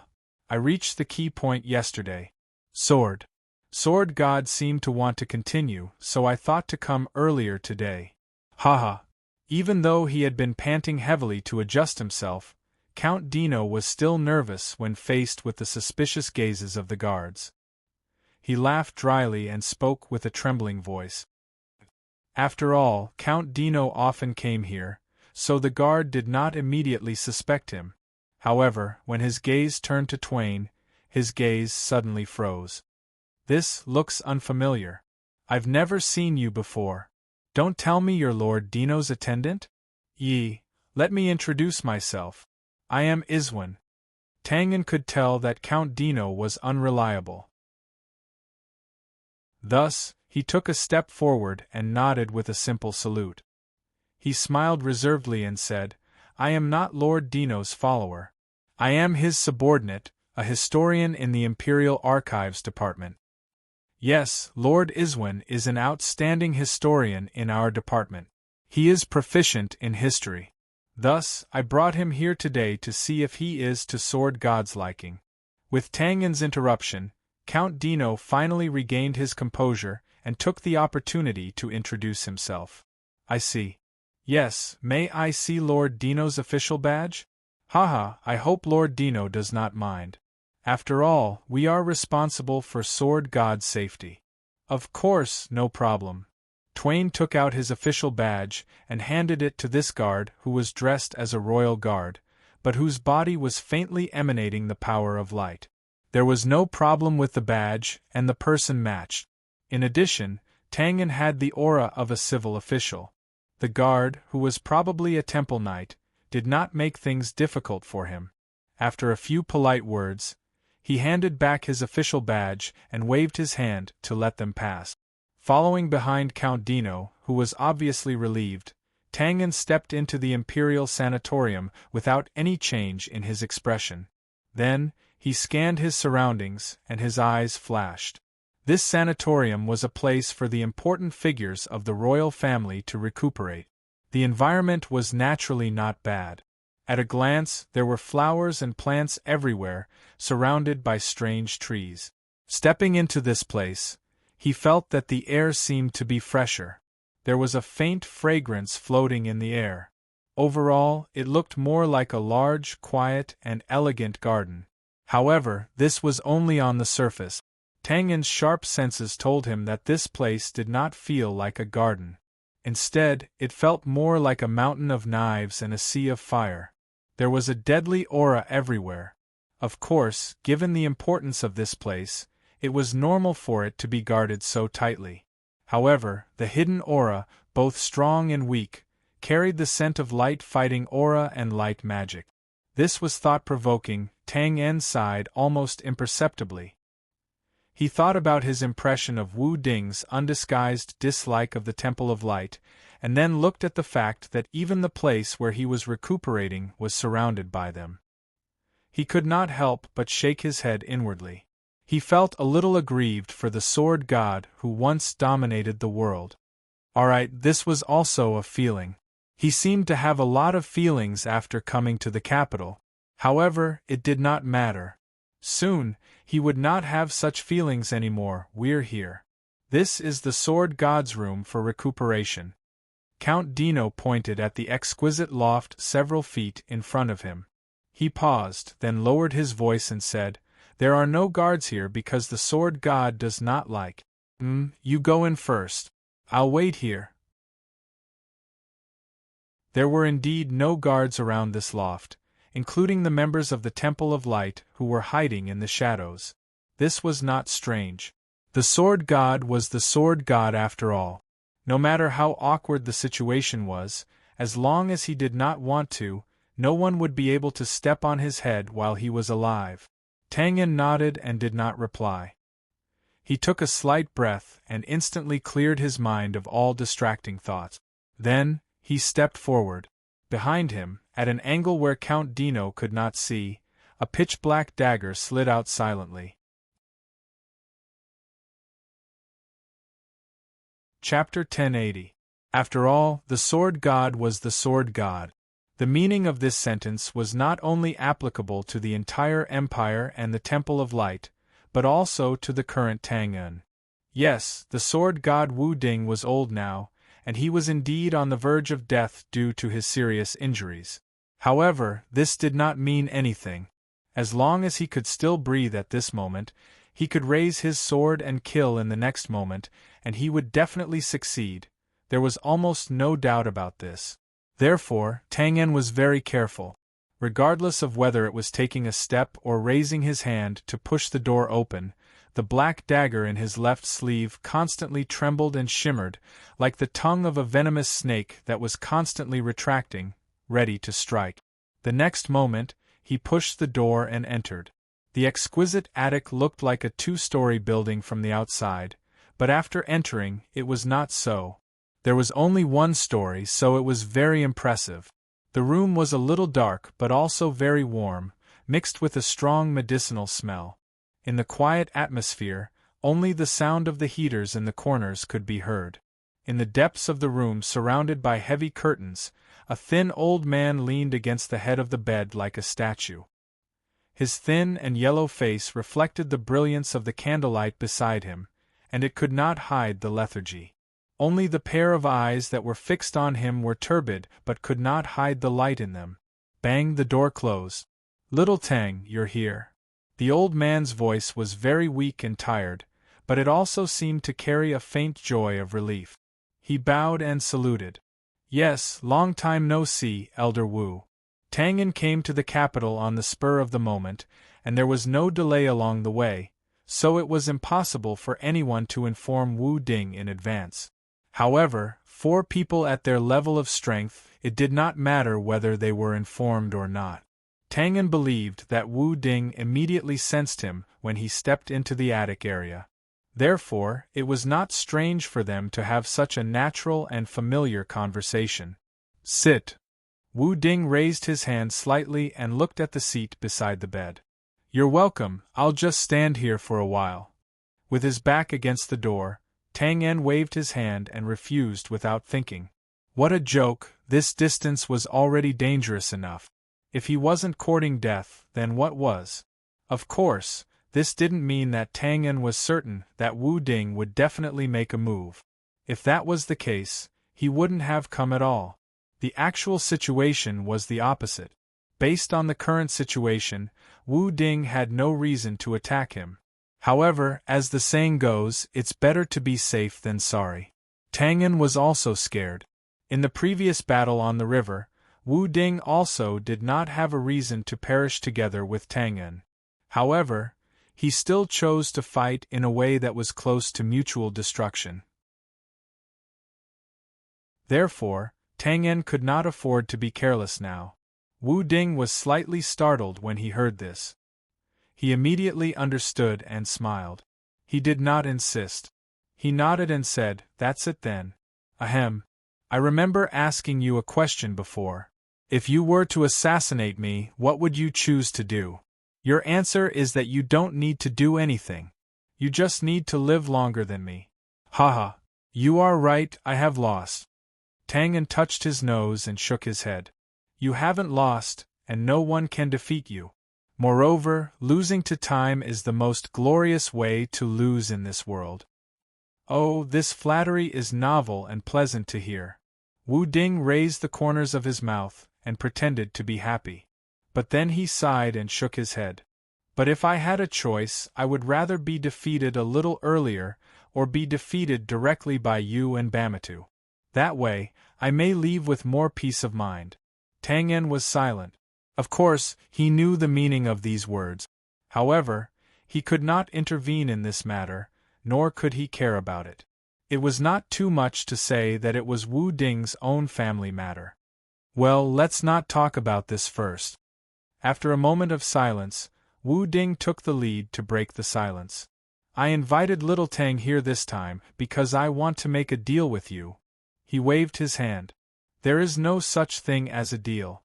Elder Wu, if you have any orders, just say it.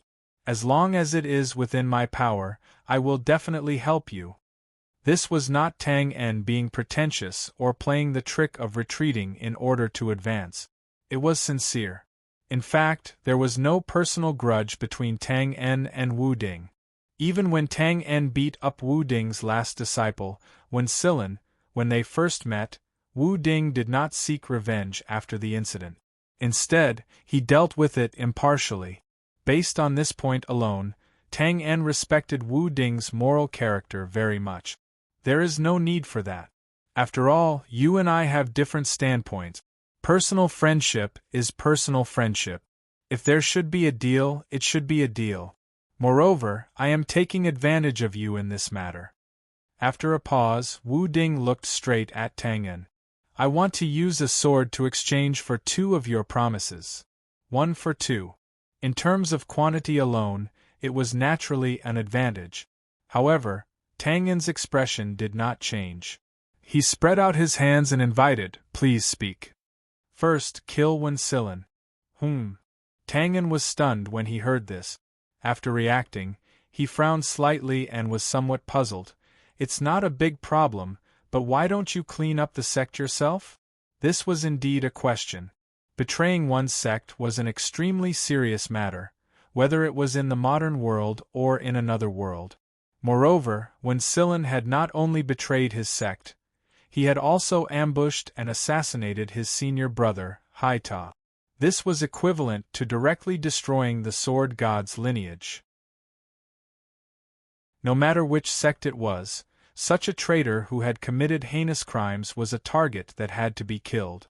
Moreover, it had to be the sect that killed him and cleaned up the sect. Otherwise, they would not be able to pick up their face. With Wu Ding's strength, even if he was on the verge of death, it would still be very easy for him to kill Wen Silin.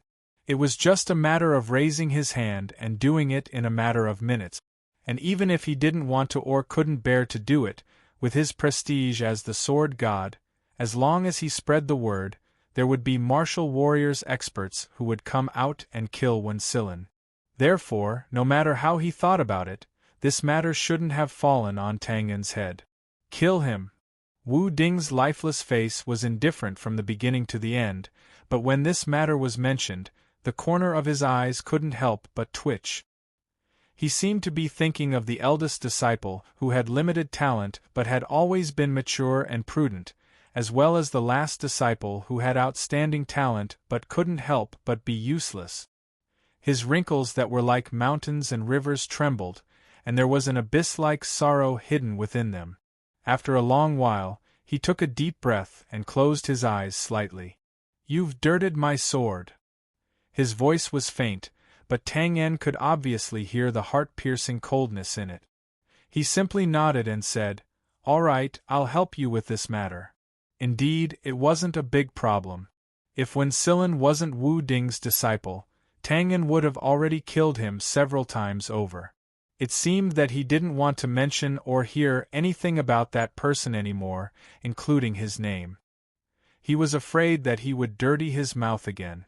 After taking a few breaths, Wu Ding continued, "Second, if the empire is destroyed one day, make sure that my family is safe." Tang En was stunned again when he heard this. He stared blankly at the exhausted Wu Ding and was silent for a moment. To be honest, Tang En had guessed Wu Ding's request just now. It included letting the Grey Coat Army form an alliance with the Bran, or letting him assassinate important figures of the northern wilderness tribes to help the Bran Empire continue to struggle at death's door, and so on. This wasn't a wild guess, but a conjecture drawn from Wu Ding's standpoint and style. He was the Bran's god of swords. He had already dedicated his life to this empire. It wasn't an exaggeration to say that if it weren't for him, the Bran Empire would have collapsed long ago, but now, such a guardian deity-like existence was no longer considering the Empire's situation, but the safety of his own family. This wasn't sarcasm, but pure bewilderment. But when he thought about it, it was actually normal. He was the god of swords, the #1 expert in the world.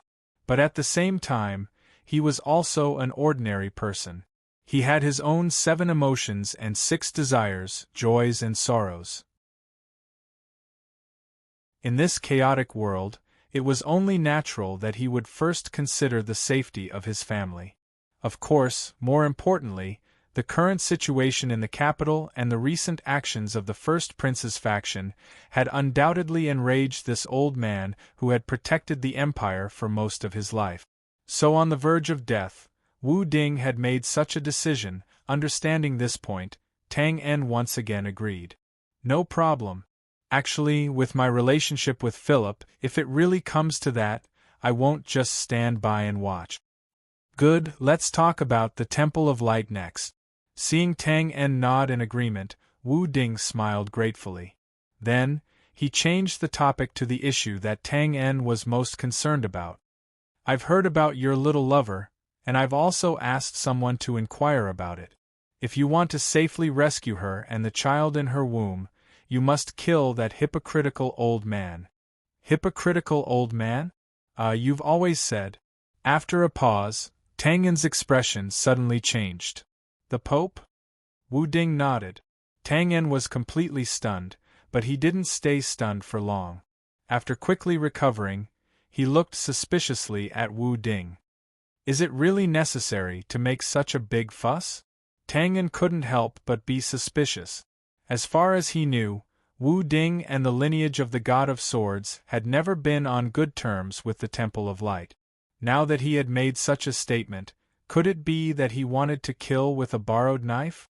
"It's very necessary." With Wu Ding's experience, of course, he could guess what Tang En was thinking. He raised his hand and explained calmly, "As far as I know, your little lover is not restricted in the Temple of Light headquarters, and she's living a good life. Do you know why? This is because there's a prohibition on her, a magic prohibition that was personally placed by that hypocritical old man. Unless you can cut off the scepter that never leaves his hand, or kill him directly, she will die even if you can save her from the Temple of Light headquarters." "What the—" Tang En was furious when he heard this, and he couldn't help but feel frustrated. Compared to saving Sylvia from the Temple of Light headquarters and killing the Pope, the latter was definitely more difficult. And to be honest, Tang En had never considered the possibility of a direct confrontation with the Temple of Light. It was important to know one's own limits. The 1,000 years of heritage of the Temple of Light was not a joke, not to mention that they were now on the enemy's main battlefield. Not to mention him, even the god of swords in front of him, Wu Ding, couldn't do this. So this time, Tang An came with the purpose of quietly stealing Sylvia from the Temple of Light headquarters.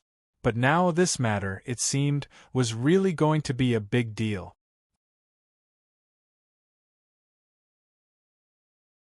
Chapter 1081. The Pope. How strong is he?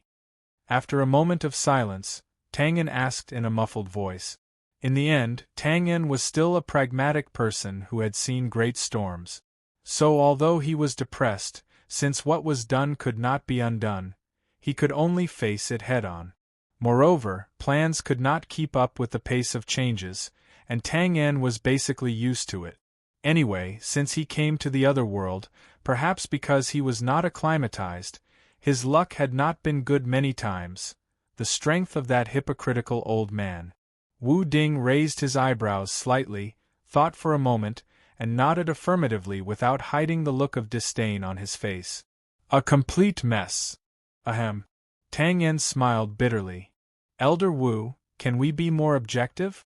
Of course, Tang An did not believe Wu Ding's evaluation. The Pope was a character who controlled the Millennium Temple.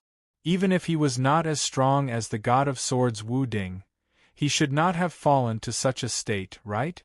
What I said is the objective truth. Wu Ding looked at Tang An with a dissatisfied look, and explained with a twitch of his mouth. I admit that the temple's training system is good, very complete, and has its own unique style. Whether it is light magic or holy fighting aura, there are good points. But no matter if it is a warrior or a mage, no matter how outstanding the talent is, if they do not spend time to train quietly and constantly sharpen themselves in life and death battles, they will not have any achievements.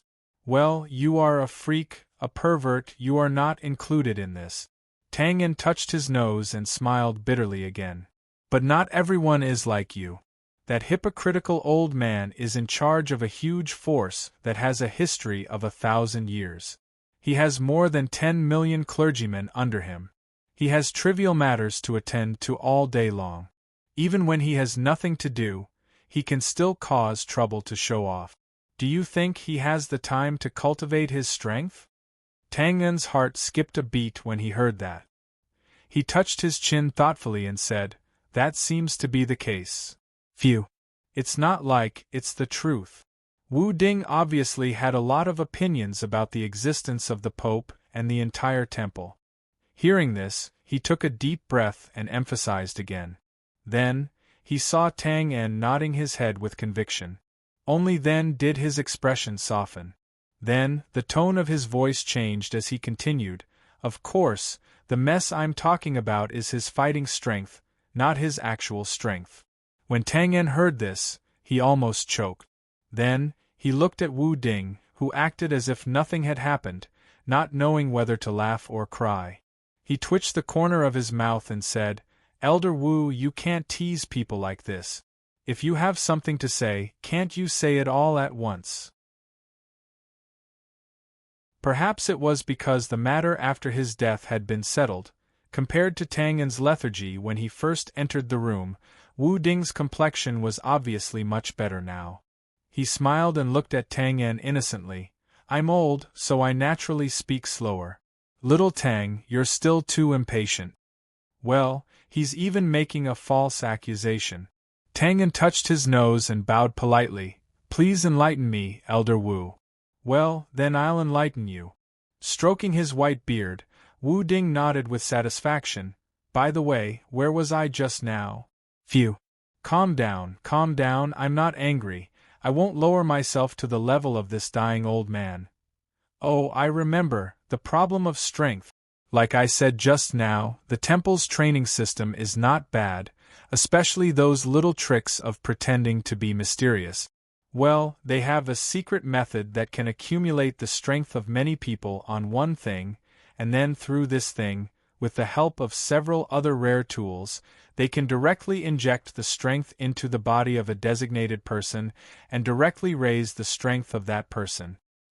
Do Qi and magic can do it, but the power of Do Qi is too overbearing and unstable. A normal person's body can't bear it at all. But light magic is different. In this aspect, the temple's research is very deep, and the process of the secret method is already mature, so there's basically no mistake. Of course, the cost of using this shortcut secret method is not small, so it's basically only suitable for the upper echelons of the temple, such as the Pope and the Cardinal. This was the real secret. If it wasn't for Elder Wu, no one would know that there was such a way to reap without sowing in this world. But Tang En frowned when he heard this, and his expression was thoughtful. Because he felt that this secret technique was slightly familiar when he heard it. Doesn't it sound familiar? Wu Ding saw through Tang En's thoughts, smiled, and said, "That's right, the temple's secret method was stolen from the sacrificial method of the northern wilderness tribes. Haha, it's funny that a group of hypocrites who talk about benevolence, righteousness, and morality, while scolding the other side for being evil and heresy, secretly stole the evil secret method from the other side. Haha, don't you think it's funny?" Tang En suddenly understood. Wasn't that right? Both of them took the shortcut route of turning external forces into their own. The so-called difference was just the choice of target. The northern wilderness tribes drew power from the bodies of magical beasts, while the Temple of Light directly stole power from other people's bodies, spoiling things through excessive enthusiasm. Taking a deep breath, Tang En frowned. There should be a limit to the level of strength that this secret method can raise, right? Of course, otherwise the number one expert on the continent would be him, and not me.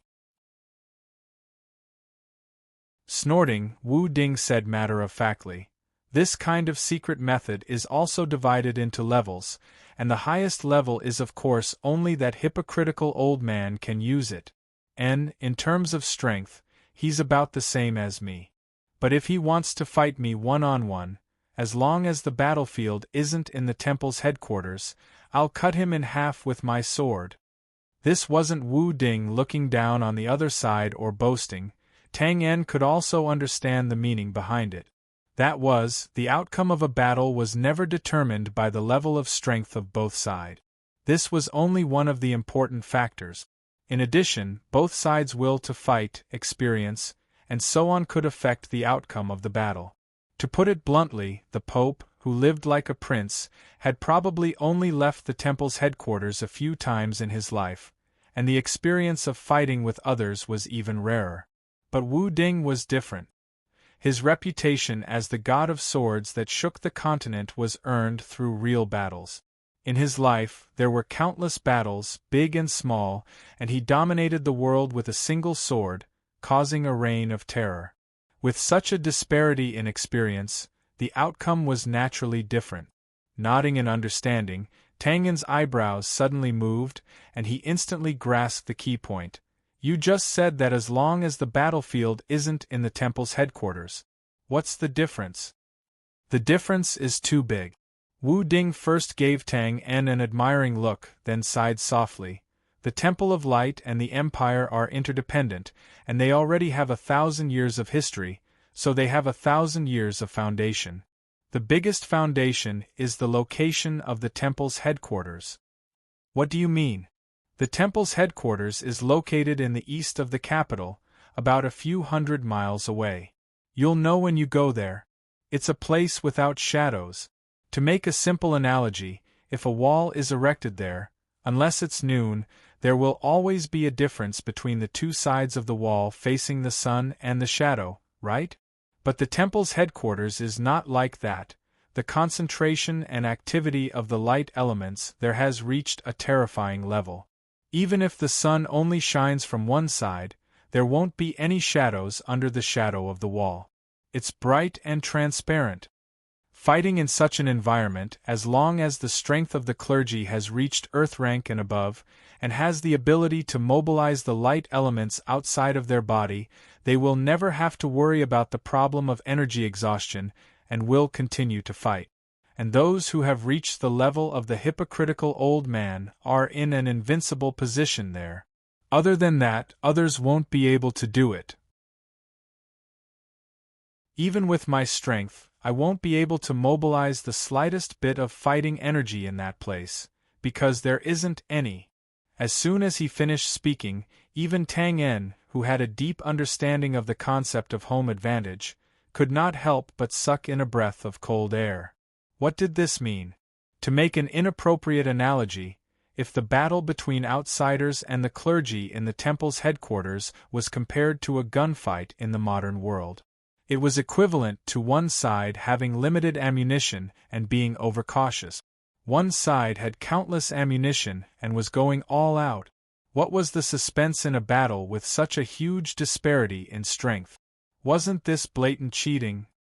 But, looking at Twain's ever-changing expression, the corners of Wu Ding's mouth curled up, revealing a mischievous smile, and changed his tone once again. That hypocritical old fellow, if someone else were to go there, that person would definitely be courting death. But if you were to assassinate him, you might have some confidence. Of course, only some confidence.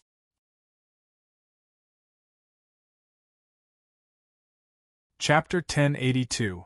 Author's Note. 5,000 words, 2 chapters combined into one. The raccoon's paw is saved. Noon. Tang En and Count Dino stayed at the Empire Sanatorium for half a day. They even had lunch there before packing up and preparing to leave. Don't get me wrong. Tang En and Wu Ding did not talk for long. It was only half an hour from start to finish. For the rest of the time, Count Dino told Wu Ding some historical events as usual. Tang En listened quietly on the side. Then, he looked at Wu Ding, who would occasionally show a look of melancholy, and his expression became thoughtful. Count Dino's content was not random nonsense. Instead, he strictly followed the timeline and explained the history of the Bran Empire from nothing to its present state. It was about 1,000 years of history. Wu Ding's body was in a desperate situation, and he did not have much time left. If he guessed correctly, Count Dino probably wanted to use this method to see the empire that he had protected for most of his life one last time. There was nothing strange about it. Old people basically had nothing to worry about. They were only afraid that their memories would be delayed. But right now, what Tang En said was also a form of disguise. They met as usual and talked about historical events as usual. In the end, they naturally walked out of the Empire Sanatorium and left the palace castle as usual on the way back. Tang En was a little quiet in the car. He was not continuing to lament about Wu Ding's slightly bleak past. To be honest, there was nothing to lament about. Birth, old age, illness, and death were human nature. As the person involved, Wu Ding understood it very well. As an outsider, Tang En naturally had no reason to worry about it. Tang En was only thinking about the content of Wu Ding's words earlier. Others had no hope of assassinating the Pope. They could not even sneak into the temple headquarters. But if it was him, there was indeed a possibility. Wu Ding's words were not without reason.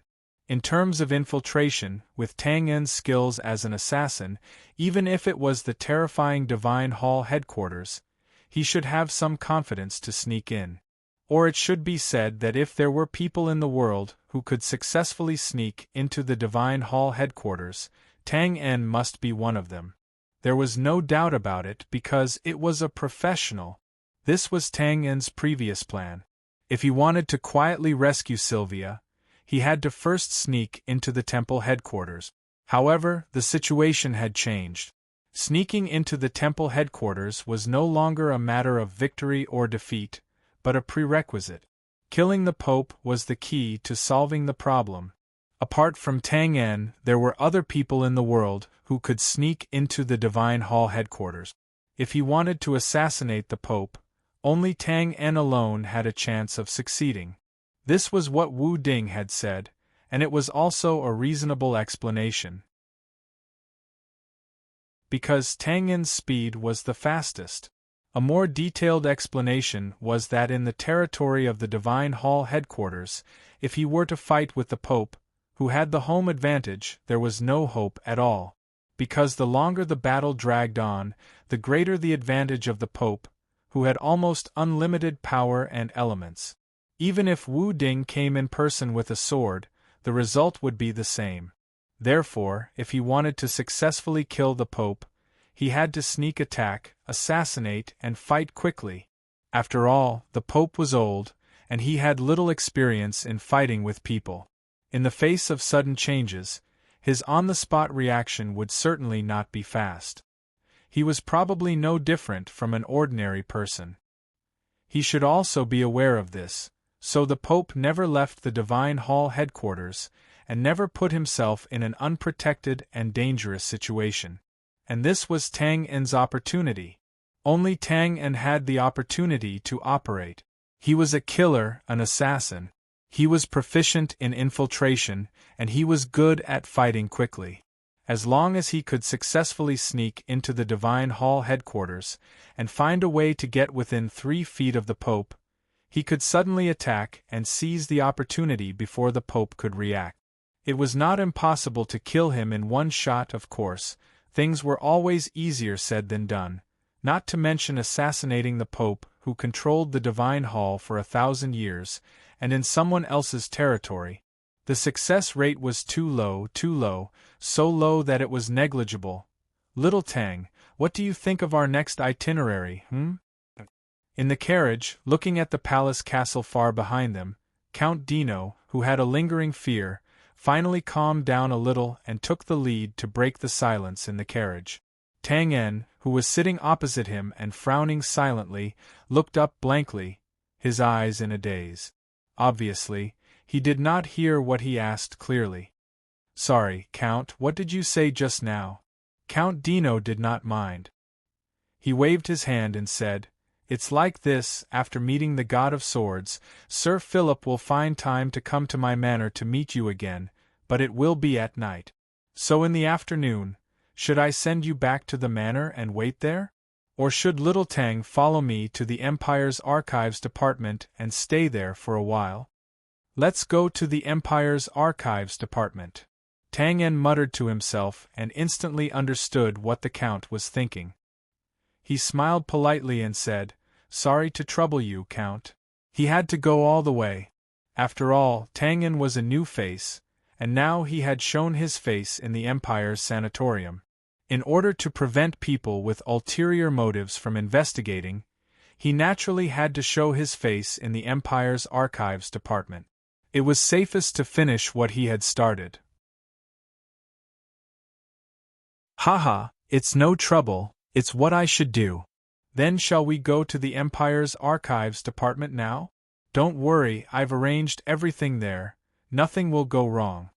Count Dino was overjoyed when he heard this.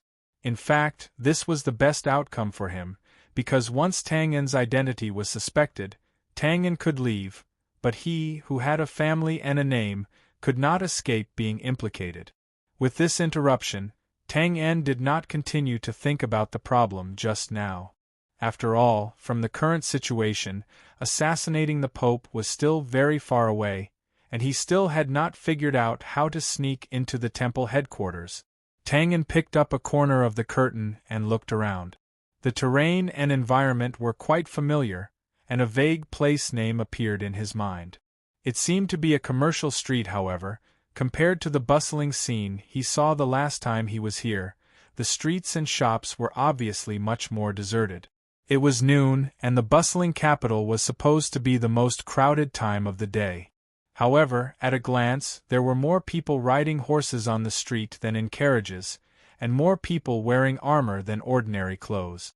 They were in a hurry, and the atmosphere was tense and somber. Just as Tang En shook his head and put down the curtain, the speeding car suddenly slowed down, and the neighing of horses entered through the window. Damn it! Another inspection, never ending. Count Dino's face darkened as he complained in a low voice. Tang En shrugged and did not say anything, nor did he take it to heart. They had encountered this situation many times before, and it was nothing more than a random inspection. Fortunately, it was daytime now, and the inspection was obviously much weaker.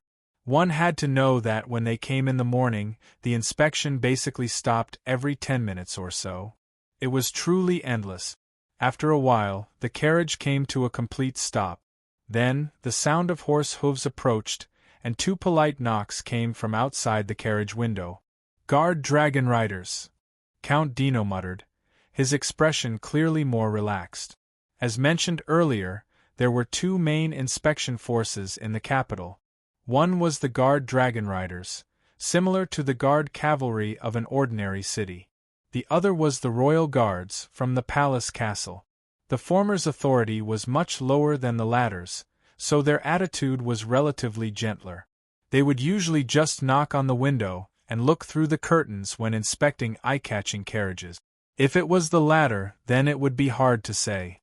Even if they knew it was an imperial official, they would still have to open the carriage door. Excuse me, routine inspection. Oh, Count Dino? You are the dragon riders of the capital's second guard hall, Bugnes. It's my duty, and I hope you can understand. Oh, it's Captain Bugnes. You've worked hard, you've worked hard. Please inspect. Although he was impatient with the endless inspection, when the carriage window was rolled down and he faced the inspectors, Count Dino's attitude was still very good. His words were polite and gentle. It couldn't be helped. It was better to be in charge than to be in charge. The vigorous middle-aged man called Bugnes didn't hesitate. Although he said that he didn't dare, his sharp eyes were already scanning the inner walls of the carriage. In the end, he fixed his gaze on Tang En, who was looking up at him, and met the latter's slightly surprised gaze. This is... It wasn't Bugnes who asked, but a muscular one-eyed man behind Bugnes. He was rubbing his red nose. He looked at Tang En and suddenly asked, "Iswen, the imperial historian of the Imperial Archives?" Tang En blinked. His gaze swept past Bugnes and the one-eyed man, and he took the initiative to introduce himself. "So it's Lord Iswen. Hello, hello." Bugnes greeted him politely. Count Dino looked at Tang En in surprise. After all, he was the one who introduced himself when they were inspected. He didn't think too much about it. He looked at Bugnes in a reserved manner and said, "There's only the two of us here. Captain Bugnes, do you want to come in and inspect?" "Haha, no need, no need." Bugnes laughed and waved his hand. He glanced at the one-eyed man, who nodded slightly and waved his hand. "Let me in." I'm sorry, Lord Dino. It's fine. You're just doing your duty. The defense of the capital depends on you now." After exchanging some pleasantries, the carriage window rolled down, and the carriage slowly moved forward. "What, little Tang, do you know that Captain Bugnes?" Count Dino couldn't help but guess in surprise when he saw Tang En lift the curtain again and look behind him with narrowed eyes. "Sort of." After a slight pause, Tang En didn't hide anything. He sighed with a strange expression. "An old acquaintance, but we haven't seen each other in a long time." They were indeed old acquaintances, and they hadn't seen each other in a long time. The middle-aged man was indeed called Bugnes. As for the one-eyed man who was rubbing his red nose, he was called Bose. They were the gang members, assassins, and other villains in Liyan City who terrorized the underground world. They were also the two people who gave Tang En a headache when he first arrived in the other world. This situation continued until Tang En's strength increased. They worked together to kill a bounty hunter before their relationship eased slightly. However, it was around that time that Tang En didn't continue to interact with them. He had always thought that the two of them were still in one of the cities in the north, and were still working together as the chief of guards and the chief of cavalry. He never thought that they would actually come to the southern capital and coincidentally bump into him on the road. Thinking about the general route Tang En took after he arrived in the other world, Little Rock Village, Liyan City, the north, and now the capital of Bran, he was involved in more than half of it. Such a coincidence really made him wonder if they were fated to meet even though they were thousands of miles apart. Or enemies were bound to meet on a narrow road. However, there was one thing that could be confirmed. Their identities, state of mind, and strength were different from before when they met again in the other world. To give an obvious example, he still remembered the first time Tang En disguised himself in front of Bose. The latter immediately saw through him. However, Tang was sitting calmly now. He was less than 10 feet away from Bose and was sizing each other up with great interest. The latter was completely indifferent and didn't notice any flaws. What a difference! All right, Tang was a little happy in his heart. It was similar to the feeling of returning home in glory and glory. It was similar to the feeling of returning to the beginner's village after reaching the max level in an online game and seeing the mini-boss that tortured him to death. Alright, back to the main topic. The carriage arrived at the Empire's Archives Department. After Tang showed his face again, he naturally wouldn't stay there for long. At around 3 in the afternoon, Count Dino brought him back to the manor and met up with Jack, Harry, and the others who came early in the morning. The next step was to wait. Wait for Philip to come and meet him. This kid asked him to come over in such a serious manner. He must have something up his sleeve. Besides, the capital was his home ground. With him around, Tang and the others would have a much easier time. Moreover, the temple headquarters wasn't far from here. He must be familiar with it. All in all, there would definitely be a need for him in the next operation. Of course, waiting was not an option. In the side hall arranged by Count Dino, everyone gathered and laid out the map and the relevant information. Tang then briefly conveyed Wu Ding's suggestion. The operation to assassinate the Pope officially began. Assassinate the Pope? Boss, do we really have to go this far? That was why there was a saying that a general would lead a soldier like his own. After Tang changed the target of this trip, everyone was silent for a while. Harry helplessly held his forehead and sighed, saying the same thing as Tang did before. Nonsense. Do you think I want to do this? Aren't we forced to do this? Tang rolled his eyes and glanced at the speechless people around him. He waved his hand and said, "All right, let's not talk about this. Let's think about how to sneak into the temple headquarters first." It had to be said that none of the people present were timid. Gray space was taught by Tang. They didn't know how to spell the word timid. Jack was also a fierce man who had picked hundreds of locks and stolen thousands of houses. As long as there were enough benefits, he would even dare to steal from the gallows. As for Owens, there was no need to even mention him. Now that he was engaged in a fierce battle with the Church of Light, he naturally would not be afraid of his old master. With such a group of weirdos gathered together, the shocking news of the assassination of the Pope was quickly digested and absorbed. Then, they began to discuss the feasibility of the plan. Looking at the map, it doesn't seem difficult. The temple headquarters is on an isolated island surrounded by water. It seems that there is no way to go, but isn't the water route the biggest flaw? How about we dive over? The area is a bit big. The distance is too far. Can we swim over? We can't swim over, but Boss can. That's true, no. When everyone quickly came up with the first feasible plan to discuss, Owens suddenly frowned and rejected it. It's not that easy to sneak into the temple headquarters. At least, it's definitely not possible to dive over. You may not know that in the boundless waters around the temple headquarters, except for the waters near the two shores, there is not even a decent fish. Do you know why? He looked around. For thousands of years, the temple headquarters has set up countless magic traps underwater. It's not an exaggeration to say that it's as dangerous as hell's magma. Anyone who wants to dive over will definitely die. Damn, so ruthless. You can imagine it. After all, they have thousands of years of heritage. If we really dive over, the temple headquarters would have been stolen many times. Jack started from his own profession and gave a professional evaluation. So, we can't do it in the air? Aren't you talking nonsense? The people in the temple headquarters are not blind. If we swagger over in the air, we will definitely be blasted into pieces. What if we use spatial means? Doesn't Boss know how to teleport? Tang heard this and was slightly moved. He touched his chin thoughtfully and looked at Owens. Unfortunately, Owens shook his head again. The temple headquarters did not lock down the space, because there is a teleportation portal on the island. However, there are too many mages in the headquarters. Any spatial fluctuations on the island will not escape their sharp senses. We will still be exposed. Harry scratched his head. Damn it. If we can't do it underwater, in the air, or in space, how can we sneak in? Tang En looked at the map and thought for a moment.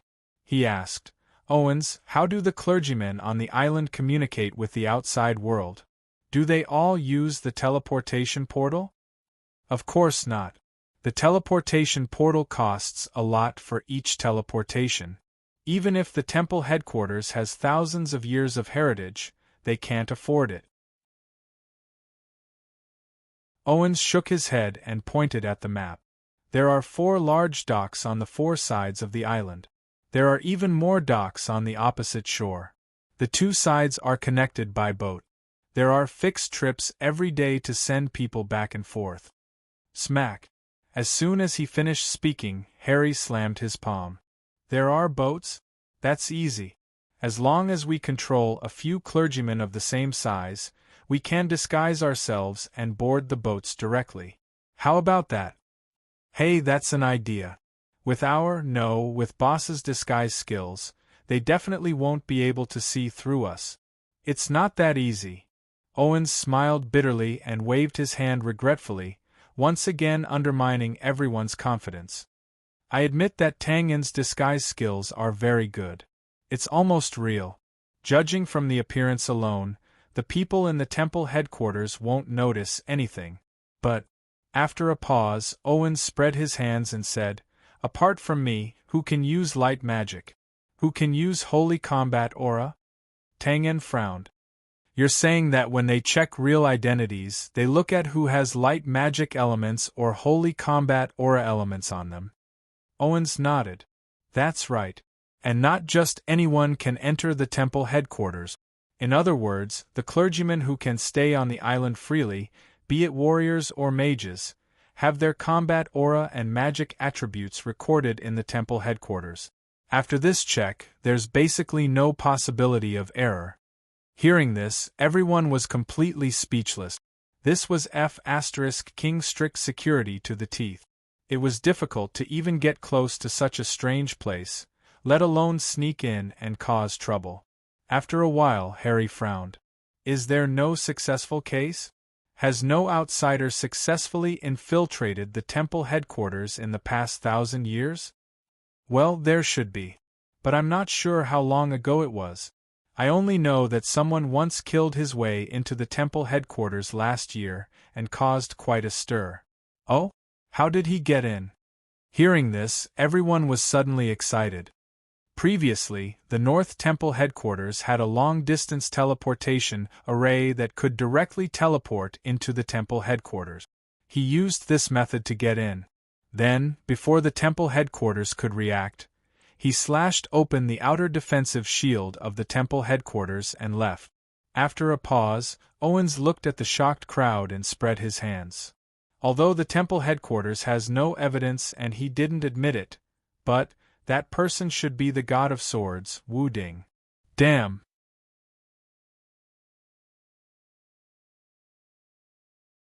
Chapter 1083. F***CK. In the end it was still nonsense. This could not be considered a successful case at all, because there was only one sword god. Owen's attitude was not so much an explanation, but a blow to everyone's confidence. And what was even more infuriating was that what he said was the truth. What the hell? So, everyone was immersed in depression, but Tang En figured out something else and frowned again. Even if we successfully sneak into the shrine headquarters, as long as we appear on the island, we will be immediately detected by the other party? That's more or less what I mean. Owens nodded helplessly. The defense of the shrine headquarters is very tight. In addition to the guards in the open, the mages all over the island will release detection magic from time to time, covering the entire island. In this case, even if you can disguise your appearance perfectly, you can't hide the difference in the attributes of the power in your body. Of course, if it's just a normal time, this kind of magic detection is not frequent, and there may be loopholes to exploit. But now, glancing at Tang En, Owens shook his head and sighed. The shrine spent 1,000 years to build an intelligence agency, and its power cannot be underestimated. Tang En, although you are extremely low-key, the shrine knows your strength evaluation and your fighting style like the back of their hand.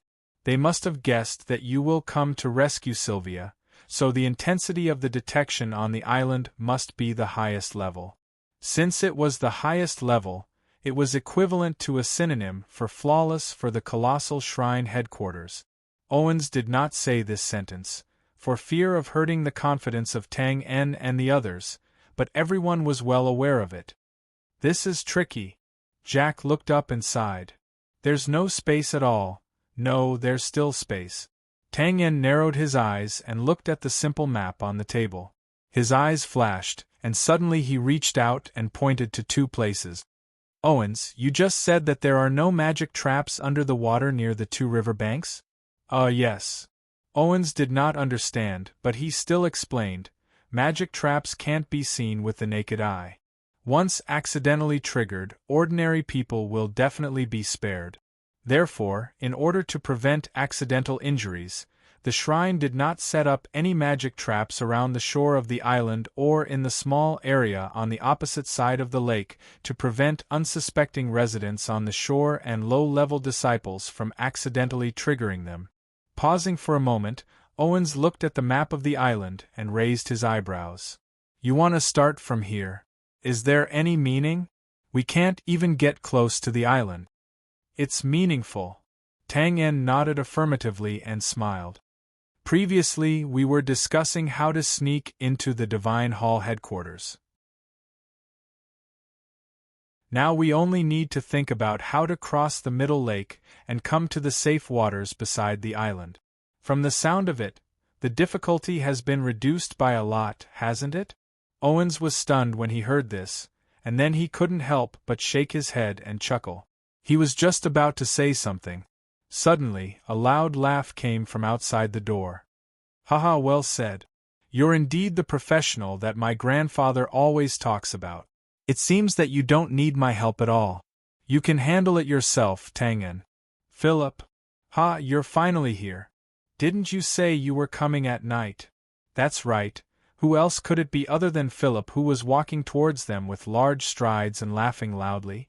There was still a sly smile on his face as he waved his hand and said, "TSK, don't mention it. So you were planning to come at night so that you wouldn't be easily discovered. But, haha, who am I, Philip? It's not that easy for a few people to keep an eye on me." "TSK, is that so? Then what's the meaning of your coachman outfit?" Cough, cough, don't mind these details. With the complicated situation in the capital now, Philip, who had a close relationship with the new aristocrats and the forces of the second prince, was naturally not having an easy time. Actually, it was only him, Philip. Now that the god of swords Wu Ding was not dead, and the family behind him had a prominent position in the empire, the first prince's forces could not touch him, no matter how powerful they were. Otherwise, this kid would have been in the capital's prison long ago, and would not have been able to run around in disguise like he was now. Of course, the first prince was still in charge of the imperial court now, so even someone like Philip, who had a powerful background, could not avoid being monitored 24/7. This was why he had finally managed to free himself and rush over to meet Tang En a day after they had arrived in the capital. After some pleasantries, Owens, who was not familiar with Philip, took the lead and asked seriously, "Even if we know that there are no magical traps in the water around the island, there is still room for maneuver. But how do we get close?" "Get close? Why do we have to get close? Isn't it better to let them bring us over directly?" Philip smiled, his face full of confidence. "Do you mean to say that we still want to use the churches to send people on ships?" Owens frowned and shook his head. "You were not here just now, so you don't know that we have already rejected this suggestion. It's not feasible. The churches must be very strict with their checks. They will not allow us to disguise ourselves as clergymen and sneak onto the ship." "Who said that we have to disguise ourselves as clergymen?" Philip asked in return, then looked at Owens's slightly stunned expression and chuckled. "I've heard of you, Owens, one of the 12 great knight commanders of the churches. You are very familiar with the topography of the headquarters of the churches, the upper levels, and so on, but it is precisely because your level is too high that you have overlooked a small, unnoticeable detail at the bottom level." "A small detail at the bottom level? Please speak." "Logistic services." Philip threw out the riddle, then looked at Owens, whose body suddenly trembled, and smiled brightly. "You have to know that clergymen are also humans. They need to eat, drink, and defecate. They also like to wear new clothes, and they also need to live in new houses. So the question is, where do these food, cloth, building materials, and so on come from? That island with a radius of less than 100 miles can't be self-sufficient." "You mean, mix in with the church's transport ships loaded with logistic supplies?" Owens's expression suddenly became excited. "It's feasible. It's absolutely feasible. No matter how strong the inspections of the churches are, it's impossible to open every package of logistics supplies. Yes, this plan is absolutely feasible. By the way, which are the merchant groups designated by the churches to purchase supplies? Quickly go and check. There's no need to go through so much trouble." Philip waved his hand and interrupted, the corners of his mouth curling up. "Before all supplies are shipped to the headquarters of the churches, they must first go through an organization of the Empire for centralized statistics. Unfortunately, I have some connections in that organization, so it's not a problem to squeeze in a few people." This was the role of a local tyrant. Tangen took a deep breath and did not hold back. He directly asked, "How many times and when does the church's ships transport supplies?" "Once a month. The nearest time is a week later." "Just this one?" Lan Shah had bought Tang En a month's time for the rescue operation. Excluding the time spent on the way here, there was only about half a month left. This way, Tang En couldn't wait another month for the church to transport supplies, so the trip a week later was his only chance. There was no other choice, so he made the decision very decisively. Mix in with the ships and approach the headquarters of the churches, go into the water before landing on the island, and sneak into the surrounding waters where there are no magic traps. Going through the infiltration plan, pause for a while. Harry quickly picked up a scroll of information and flipped through it. When he found a certain point, he immediately shouted excitedly, "There are many drinking wells on the island, as well as a few ornamental ponds, all of which are running water. Haha, I knew it would be like this." Harry waved his arms wildly, but his seemingly crazy behavior didn't frighten anyone. Luke's eyes lit up as he instantly understood. He hurriedly added, "There are still so many people living there, eating and drinking. It's impossible that there aren't underground water and sewage pipes on the island." Jack rubbed his palms like a fox that had jumped into a henhouse.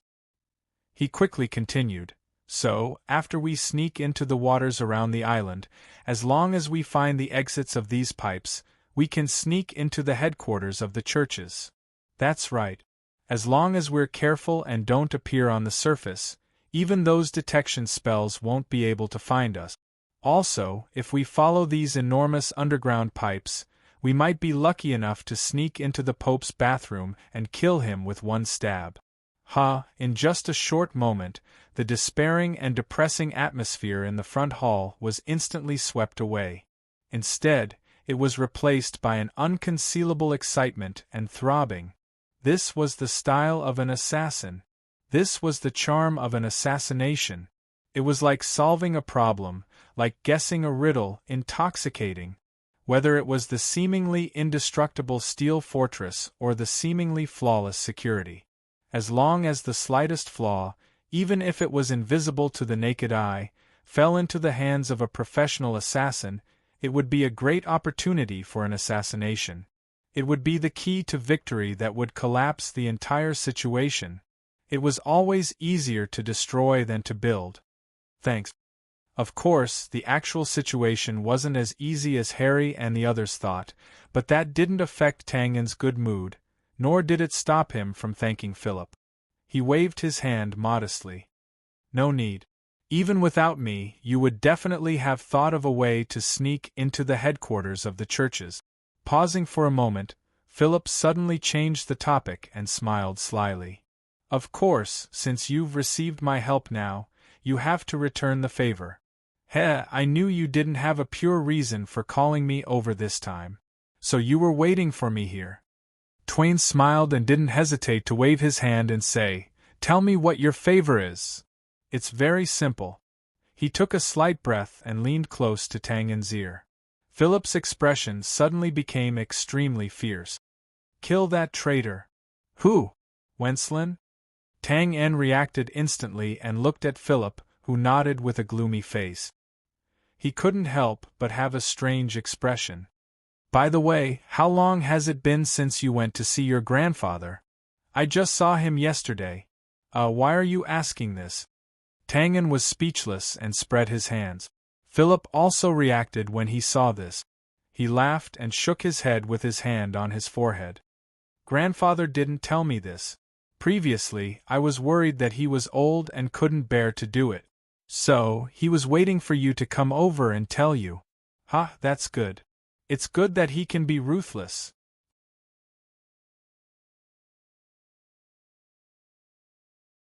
Chapter 1084. What? You want to act alone this time? No. Boss, you can't do that. Since we came together this time, boss, don't think about leaving us alone again. You idiot, do you want to be a hero by yourself again? Let me tell you, kid, don't even think about it. After finalizing the method to sneak into the temple headquarters, the tense atmosphere in the hall suddenly relaxed. But everyone knew that this was only temporary, because even if they successfully sneaked into the temple headquarters, this was only the foundation of the next rescue operation. And just as Philip, who could not stay for long, hurried over and left the manor, Tang En told them about the subsequent plan, especially when he vaguely pointed out that he would sneak into the temple headquarters alone. The atmosphere in the hall boiled again. Everyone seemed to be very indifferent when they casually accepted Tang En's plan to assassinate the Pope. In a sense, this was just a matter of strategic disdain and psychological disdain for people. In fact, everyone knew how dangerous this plan was and how slim the chances of success were. That was the King Pope. A supreme existence that ordinary believers could not see in their lifetime, and now they were discussing how to stab him to death. Well, at the end of the day, it was only because the plan could not keep up with the changes, and they had no choice but to bite the bullet and accept this mission setting with Tang En. In other words, if it were not for the fact that the one being held captive was Sylvia, Tang En's lover, and his unborn child, everyone would not have such a crazy idea even if they had gone crazy. But that was the main point. Even so, even if they knew that it would not bode well for them, everyone still stood on Tang En's side without hesitation. They were not willing to travel thousands of miles and racked their brains to come up with a plan, even if they had to sacrifice their own lives for it. But now, Tang En was planning to abandon them and flaunt his heroism to do it alone. How could this not make everyone angry? And they slammed the table and scolded him. Tang En. Jack, will King say this? If you dare to go alone, I'll be the first to betray you. Go to the royal court castle, go to the temple headquarters, I'll post posters all over the streets and report you, you idiot bastard. That's right, count me in. Boss, don't glare at me, you're the one who started this. Okay, Jack, calm down. Harry, you should stop talking. Why are you threatening me? Hey Tang En, it's not that I, Owens, am threatening you. You know, although I betrayed the temple, I still have some connections there. Do you believe that as soon as you leave, I will be able to send your plan of action to the Pope? He smiled bitterly and continued to smile bitterly. Looking at the indignant crowd, what other expression could Tang En make other than a bitter smile? Perhaps it was inevitable, but it was internal. For example, his heart was overflowing with emotions. All right, let me finish. Tang En pressed his palms and slightly calmed them down. He opened his hands innocently and said, I only said that I would go to the headquarters of the Divine Temple alone. I didn't say that the assassination of the Pope was my own business. Why are you so agitated? Is there a difference in this statement? Jack was stunned and took the lead to ask, You're going to the headquarters of the Divine Temple alone. Aren't you going to assassinate the Pope alone? That's because you have a problem with your understanding. Tang En rolled his eyes in annoyance. Assassination is a craft. The more people there are, the more trouble there is. Have you seen a few artists with different styles painting a picture together? By the same token, how many assassins have you ever seen working together? He raised his finger and pointed at himself.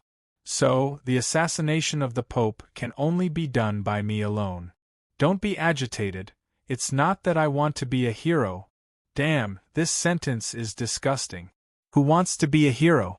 Anyway, I don't want to be painted as a portrait and pasted on the wall, or erected as a statue and thrown in the corner for future generations to mourn.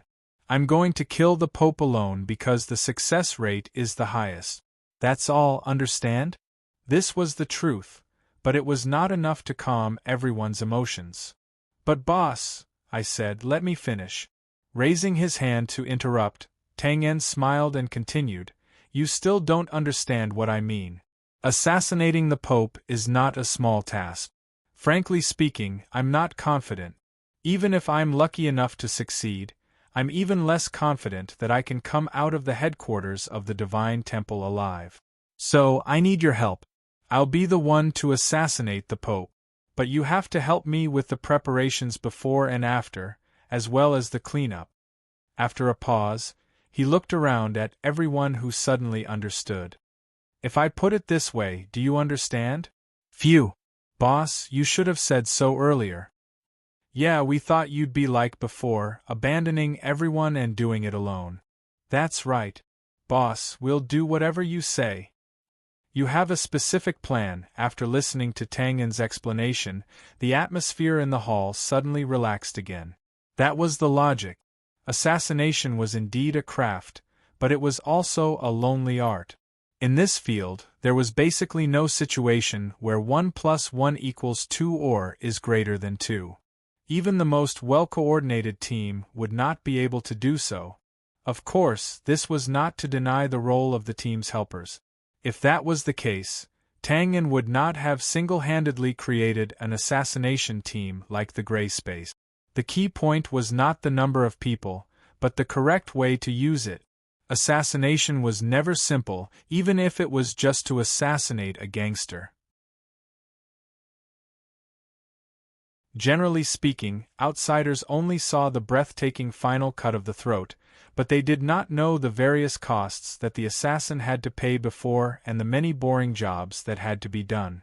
The advantage of having more people was reflected in this. One assassin and one knife were enough to assassinate the target. But during the preparation period, naturally, the more people there were, the better, seeing that everyone suddenly understood, there were no more objections. Tang En nodded with satisfaction and waved his hand to gather everyone. The specific plan is not out yet, but I have a rough idea. Everyone, come and listen to it. Well, let's temporarily shift the camera away from this group of professional dark people and go somewhere else to find some beautiful things to purify our souls. Then, we'll use the fast-forward editing method to infinitely magnify these beautiful things. Well, the above was indeed in the water. But it was not the raccoons' fault, because they were a group of vulgar people who were used to jumping around to watch the scenes without seeing the scenes of the protagonist. Havre in the north, the mountain road was rugged like a dragon. Hundreds of thousands of barbarian warriors advanced in silence. Their breaths were like the wind, and their majesty was like a mountain. In the middle of the army. You shouldn't be here. You should be very busy now. Or, I thought that you should be hiding in some unknown corner, secretly wiping your tears, cursing and scolding someone. Haha.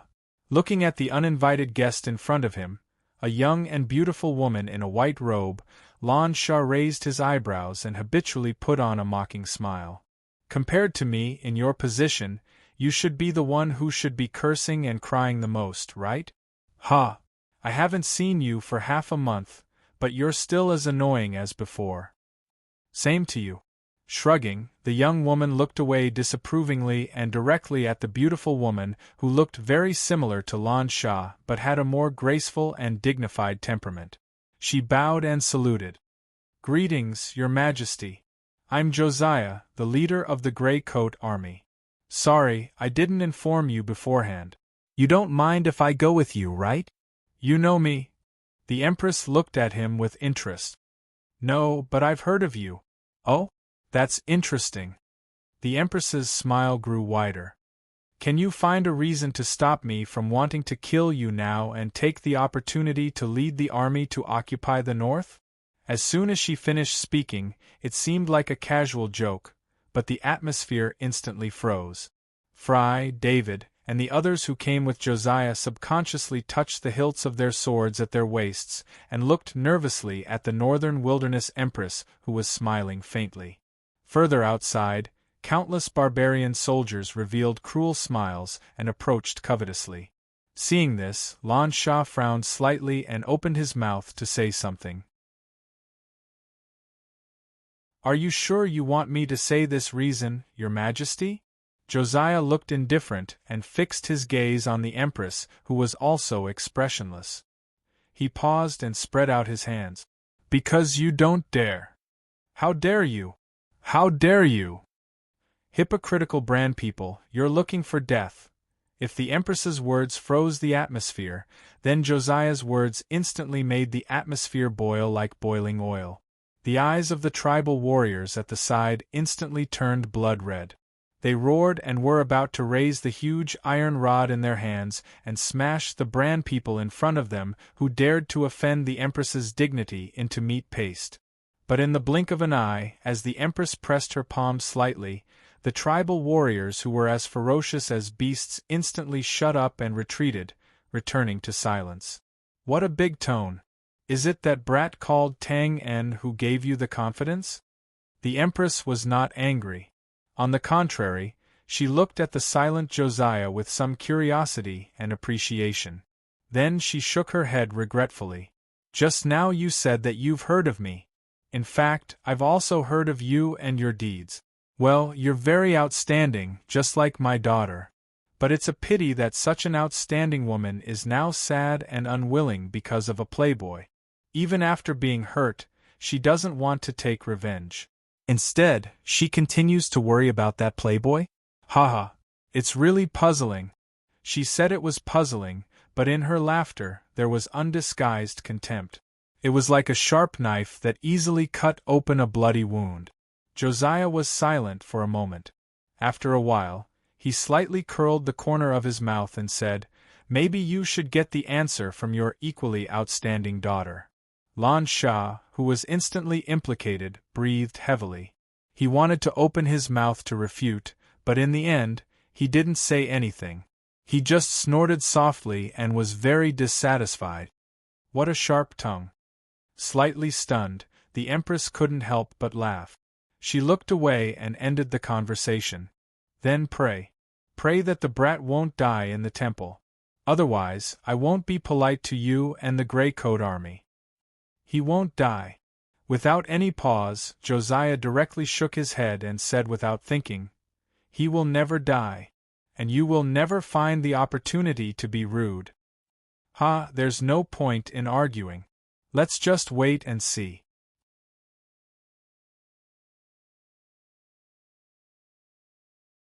Chapter 1085. One day. Another day. Another day, the camera turned again and continued to speed up the pace. In the south, somewhere in a city, smoke was rising. Reporting, Your Highness, Baiyun City in the east has been breached. The Thunderbolts Army's 1st Army Big Sword Camp, 3rd Division Long Spear Camp, and the Legion's Heavy Cavalry Brigade, a total of tens of thousands of bandits are heading this way. They are expected to arrive at the city gate tomorrow morning. Your Highness, there is an urgent message from Chusai City in the north. General Clay can't hold on any longer. They urgently need reinforcements. The same goes for Balery City in the west. The attacking Zechen Legion is too powerful. It is estimated that they can only hold on for one more day at most. The general sent someone back. They will live and die with the city. Your Highness, in the moderately sized hall, the tense atmosphere was spreading in panic. The moderately sized threshold seemed to be about to collapse from the messengers, who were returning one after another. Negative battle reports came one after another, like shackles and reins that were constantly tightening, making everyone in the hall unable to breathe and pale when they heard it. "Haha, we are really being attacked from all sides. How clumsy!" In the panicked atmosphere, only the gentle young man who was surrounded by everyone remained calm. He laughed at himself and was calm. "Your Highness, this place is dangerous. You can't stay any longer. You have to retreat now." "Retreat? Where else can I retreat to?" The gentle young man raised his eyebrows. "Since we stepped into the south, we have taken over dozens of cities. Excluding the small towns that have no strategic defense value, there are only 7 big cities that can be used. Counting the cities that have been breached and are about to be breached, only Manta City under our feet can fight. You want me to retreat at this time? Isn't that asking me to raise my hands and surrender? But the bandits are about to kill us. Your Highness, you have a noble status. You can't take the risk." "That's right, Your Highness. Why don't you retreat to the small cities at the back with the other knights and contact the reinforcements? We will continue to guard here and fight to the death. We will never let the bandits take a step forward. This is a good idea. As long as Your Highness is safe, we can keep the hope of continuing to resist." "Good my ass!" In the chaos of dissuasion, the second prince of the Imperium, who had always presented himself as a gentleman, suddenly cursed. Frowning, he looked at the stunned old nobles around him and said solemnly, "As the commander, you fled without fighting and asked your subordinates to block the enemy with their bodies. Even if I can survive, how can I face others in the future? There's no need to say more. You won't understand." Pausing for a moment, the second prince simply raised his hand to interrupt the people who were still unwilling to give up. Slowly but firmly, he drew out the sword at his waist and said solemnly, "Pass down my order. Let Clay and the other generals abandon the ruined city and lead their soldiers back here immediately. They will defend the walls of Manta with me to the death." "Your Highness, shut up. I've already told you that you don't understand. Carry out military orders." "Yes." Looking at the excited officer who performed the standard military salute and left in a hurry after receiving the order, then turning his head to look at the worried old nobles, the second prince shook his head and strode out of the meeting hall with his sword. Surrounded by the guards in front of him, he resolutely walked toward the city wall. "You don't understand, the key to determining the outcome of this battle, and even the ownership of the imperial power of the empire, was not the victory or loss of this battle at all.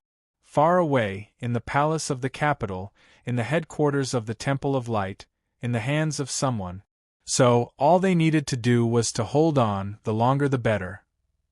The so-called smart people were the kind of people who could see what ordinary people could not see and think of things that ordinary people could not think of.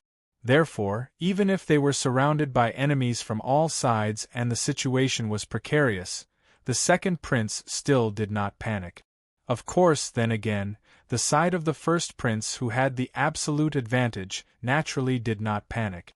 On the contrary, they were in a very good mood as they watched over the capital, because in their view, everything was already under their control.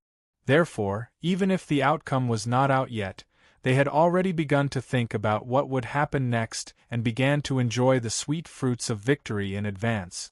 For example, before the first prince put on the crown, they would first hold a small celebration in the capital. Well, it must be said that this was not purely to show off their victory or to act arrogantly, but it was in accordance with the rules of the royal family. As mentioned earlier, the Bran Empire was a closely integrated kingdom of royal and divine authority. If the new king wanted to truly ascend the throne, he had to personally go to the headquarters of the Temple of Light, receive the blessing of the Pope, and wear the crown. Only then could he be legitimately crowned king. Now, the ambitious first prince of the empire was going through this process.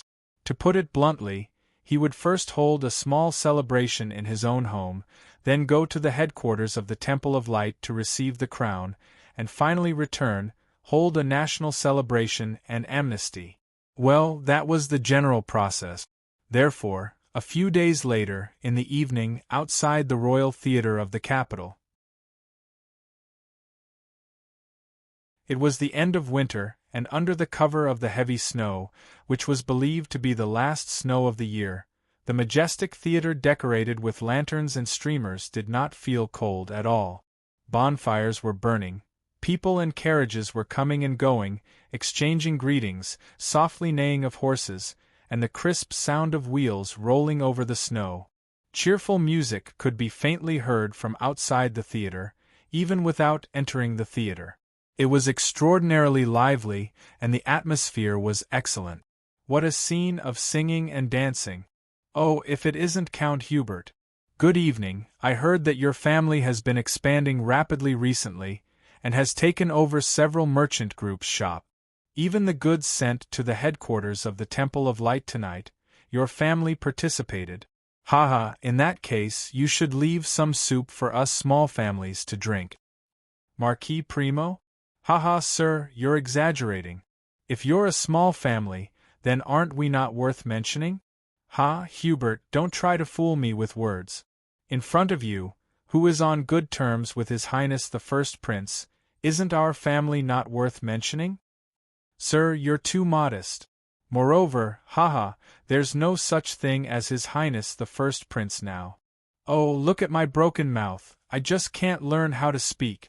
It's His Majesty the King, His Majesty the King. Haha, please. I wouldn't dare, sir, please. Haha, then please, please.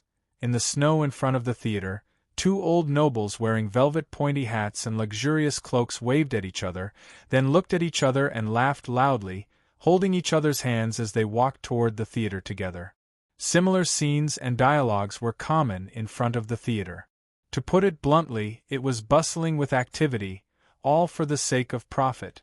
After the first prince had personally poisoned the old king to death and pursued his younger brother, the second prince, the various forces in the capital that were previously clearly divided naturally disintegrated and were reshuffled.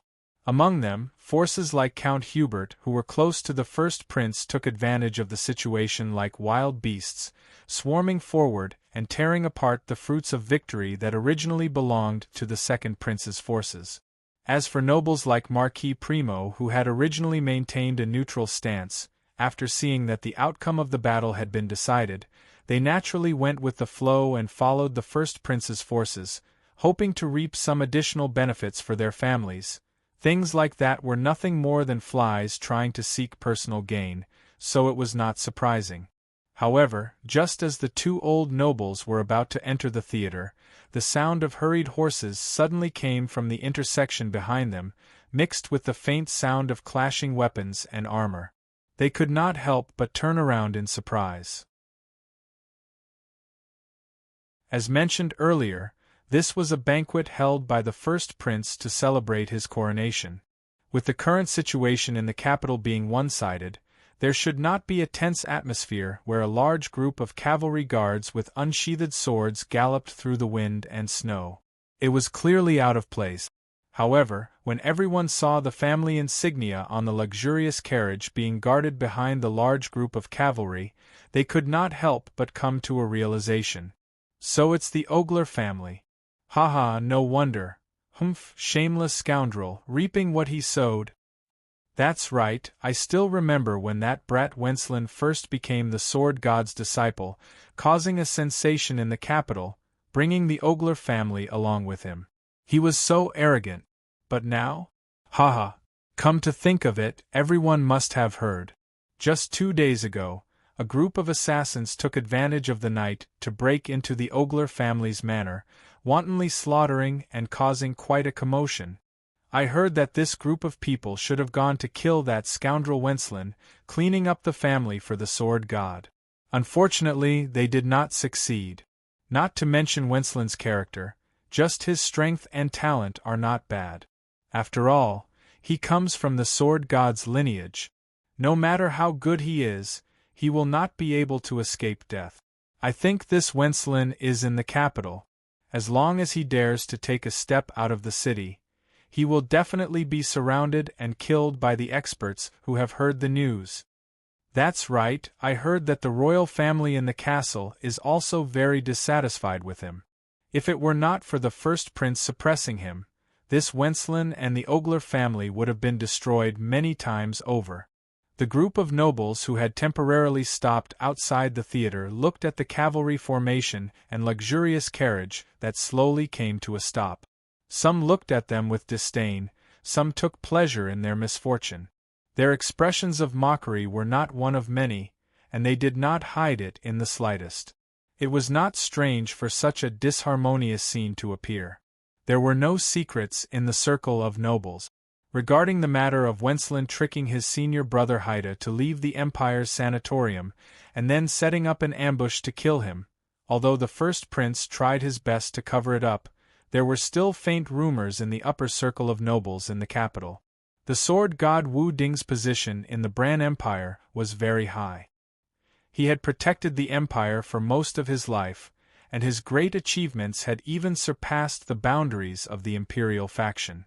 No matter if it was the first prince's side that had gained power or the second prince's side that had lost power, there was no difference in their respect for this guardian god. As such, the people now had a bad impression of Wenslin and his family, who had betrayed his teacher and assassinated his senior brother. Even if the other party was now considered one of their own who had abandoned the dark for the light. Oh, he actually brought a gun. Is he going to bring a weapon to the banquet? Squinting at the figure walking down from the luxurious carriage in the distance, the old noble in front of the theater could not help but shake his head and laugh, the corners of his mouth slightly mocking. Not only did he bring a gun, he was also injured. Haha, looks like this kid has not been having an easy time recently. Forget it, today is a day of celebration. Don't worry about him. Come, let's go in first. Please.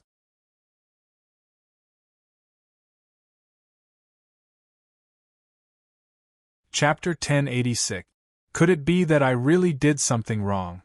In the snow outside the theater, Winston, who got down from the carriage, did not immediately walk to the entrance of the theater to attend the banquet. Instead, he leaned against the side of the carriage like a spear beside him, quietly standing in the fluttering snowflakes. He crossed his arms and gently touched his bandaged left arm. His face was gloomy and dispirited, and his expression was absent-minded. Regardless of whether he was willing or not, as a void-level warrior, his sharp hearing could clearly hear the discussions in the distance, including the undisguised ridicule and resentment. To be honest, Winston did not really care about this. When he betrayed his master and personally sent the spear into the back of the sea tower, he had already expected and prepared for this situation. It was ridiculous, what did they know? Who knew better than him, the former disciple of the sword god, about the far-reaching influence of the sword god's bloodline in the empire?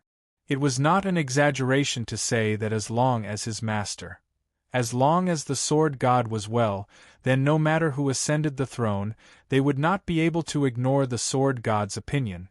They would have to get the approval of the sword god first. It was also because of this that the moment the sword god fell, the effects of the backlash in all aspects followed one after another. The sword god was going to die, and the sword god's bloodline was also going to be finished. Just like the tree was going to fall, and the mountain was going to collapse, at this time, who would care about the life and death of the birds on the tree and the beasts on the mountain?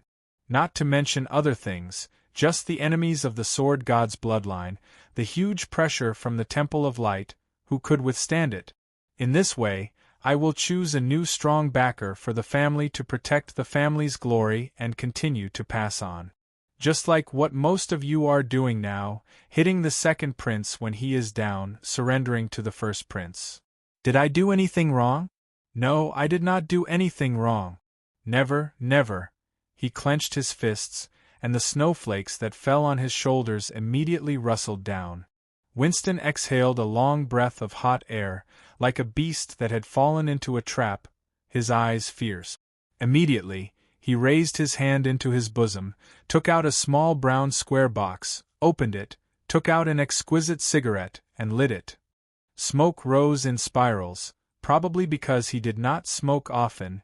His action of lighting the cigarette was a little clumsy, and he also coughed a little. Winston's eyes were slightly red, and the expression on his face behind the smoke was even more absent-minded. Since I did nothing wrong, why do you have to hold on to me and not let me go? Why is even the clan members like this? Yes, Winston could ignore the opinions of outsiders, but he could not let go of the distant attitude of the people around him. He believed that no matter who it was, they would not be able to take it to heart. All of his actions were clearly for the sake of his family's honor. Previously, it was because of the support and encouragement of all the elders in the clan that he betrayed the sect and killed his senior brother. Even the wound on his left arm was caused by the fierce battle with the bandits who broke into the manor in the middle of the night in order to save the people of the clan 2 days ago. He had already done everything he could and given everything, including his reputation. So why are they looking at me like I'm a man-eating monster? They're not even willing to look at me. Why? Both inside and outside were inhumane. Haha. Why? Young master.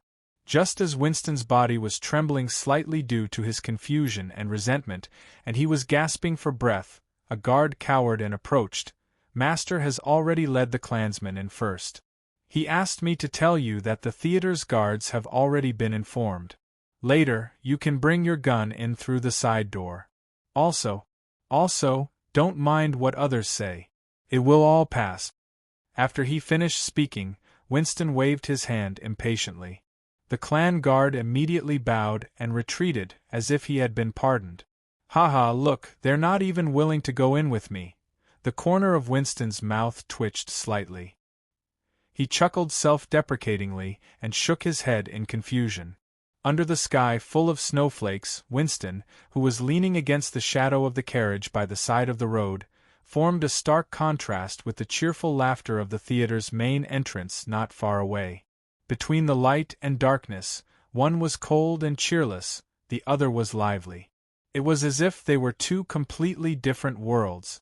A moment later, half of the cigarette fell into the snow. The green smoke was faint. After sacrificing its own source of fire, the burning end of the cigarette also melted a small snowflake. Immediately, Winston reached out and grabbed the ice-cold spear beside him.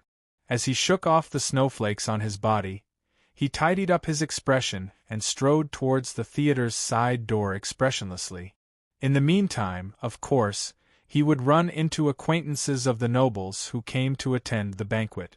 But Winston looked straight ahead and walked straight, as if he did not see them. He had no intention of greeting them at all. Of course, no one would come forward to greet him. There were only strange gazes and expressions after hurriedly retreating and dodging. It was as if they were looking at a god of plague that had suddenly descended into the mortal world. However, there were exceptions.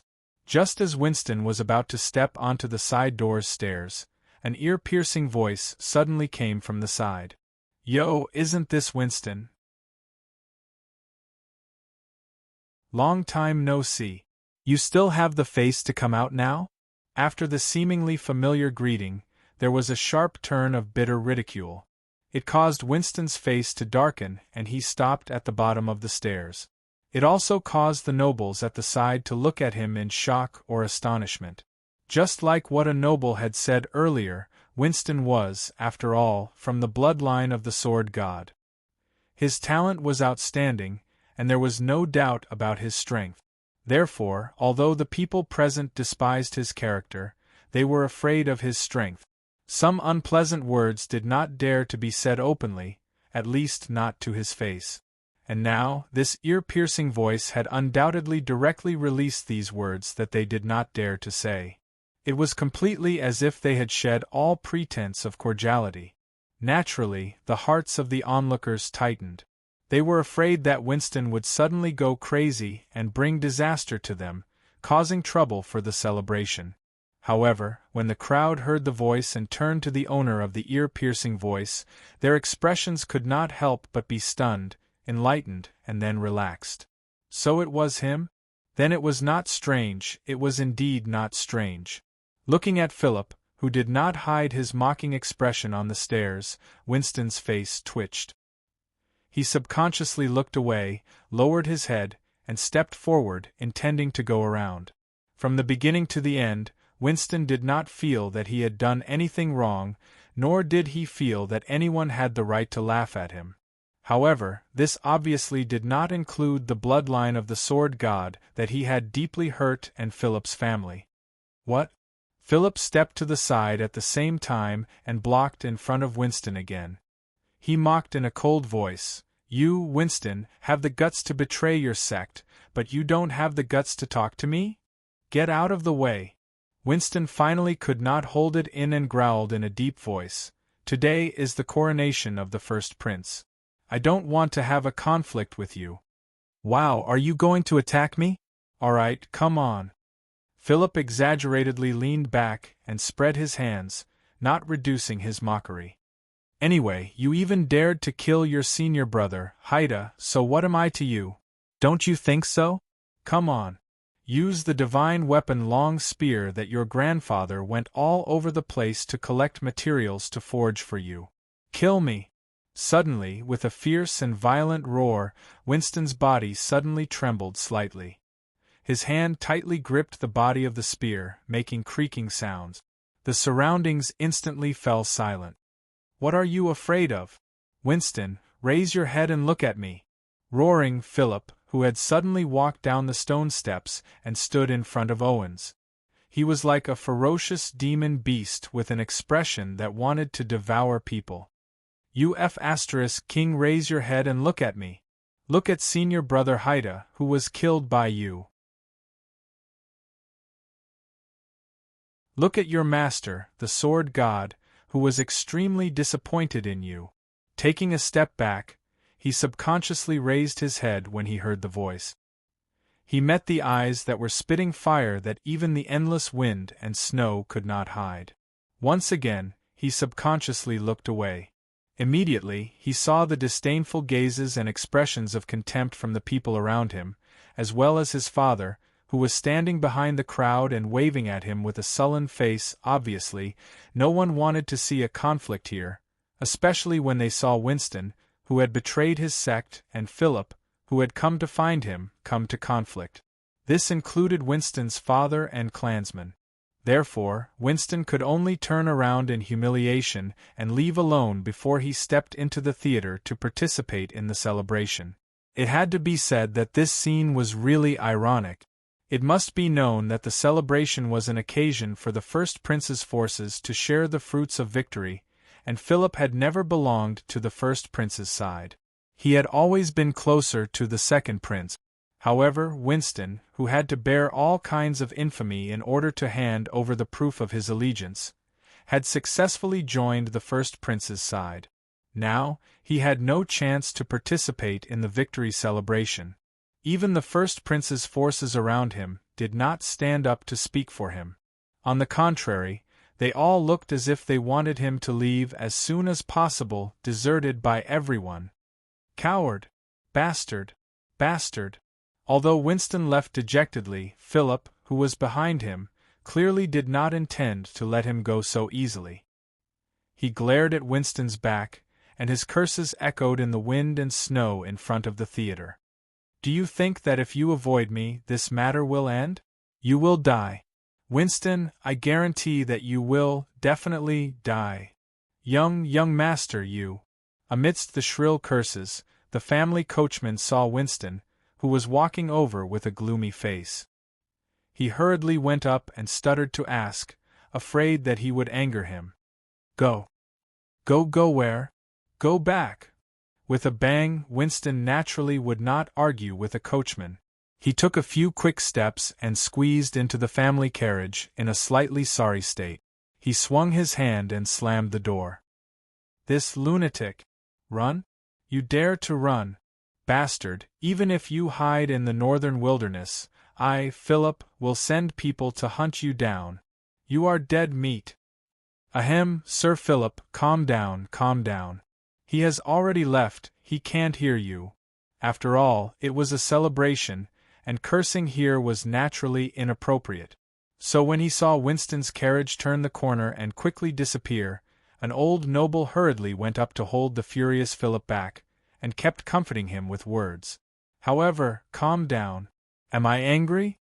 Philip, who had been pointing at the heavens and cursing the earth a moment ago, suddenly quieted down strangely at this moment.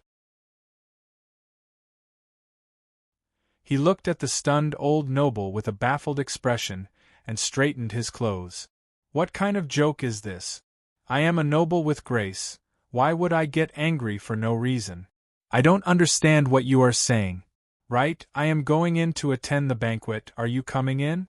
If not, I will leave first, ha. The nobles present could not help but be speechless when they heard this. This King's speed of turning hostile was simply King amazing. And you, the flower wolf of the imperial city, have grace? Alright, this was the biggest joke of the day. However, what the stunned and speechless nobles did not notice was that when Philip stepped into the side door of the theater, he turned his head slightly and narrowed his eyes to look at the snowy intersection where Owens's carriage had disappeared. The corners of his mouth curled up, and he revealed a strange smile. Did you really think I was joking, that I was just shooting my mouth off? Ha ha, if I say you will die, you will die.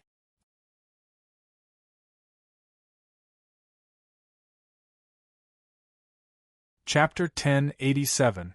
Things like snowflakes could often evoke romantic associations in people. This was not the meaning attached to snowflakes. In fact, snowflakes were just an advanced version of rain. After melting, they would reveal their true colors. The same applied to hail. The only difference was that the evolved version was more advanced. So, who would think that hail was romantic? Other than a few masochists, no one would think that this thing that hurt people had any romantic meaning. However, it was precisely the snowflakes that had a strong romantic value in the various YY scenarios that humans had added and imposed upon them. Well, this could not be considered an illusion. After all, watching white feather-like objects dancing in the air and slowly drifting away like willow catkins, finally dyeing the world pure and flawless, was indeed quite a feeling and quite pleasing to the eye. Of course, this was under the premise that one could watch it through a glass. Achoo! What kind of weather is this? Phew! I'm freezing to death. At night, in the corner of a street in the capital, under a shop sign, Bugnes, who was said to be patrolling, was actually no different from a homeless person on the street. He shivered and sneezed. He rubbed his nose and looked bitterly at the snowflakes outside the shop sign. He smacked his lips and complained, "Old Bow, why do you think the two of us left the north and came to the capital? Anyway, we have long given up on being promoted and rich. At that time, we took advantage of the chaos to escape and found a small town in the north to live a good life. Why did we have to board the ship and come here to suffer? Achoo! You see, patrol day and night. There's not even a ghost on the street. I can't even sleep well. What the *CK, am I sick? Say something, Old Bow. What are you trying to say? You asked so many questions in one breath. I have to think about which one to answer first. Bugnes. Bose pinched the space between his eyebrows and then rubbed his big red nose. He also looked helpless and irritated. When we were about to board the ship and return to the south, I discussed it with you. Didn't you analyze that the Grey Coat Army wasn't reliable, and that we had offended them before, and that staying in the north would only bode ill for us? That's why we agreed to return to the south. What's the point of saying all this now? Pausing for a moment, he continued, as for the reason why there are no ghosts on the streets, it's because the Royal Theatre in the city is holding a grand celebration before the first prince's coronation. All the nobles in the capital are attending. They're afraid of ghosts, so there's a curfew tonight. Also, go find a bowl of hot soup or you'll really fall sick. As soon as he finished speaking, there was a popping sound. Bose frowned as he looked at the Bugnes.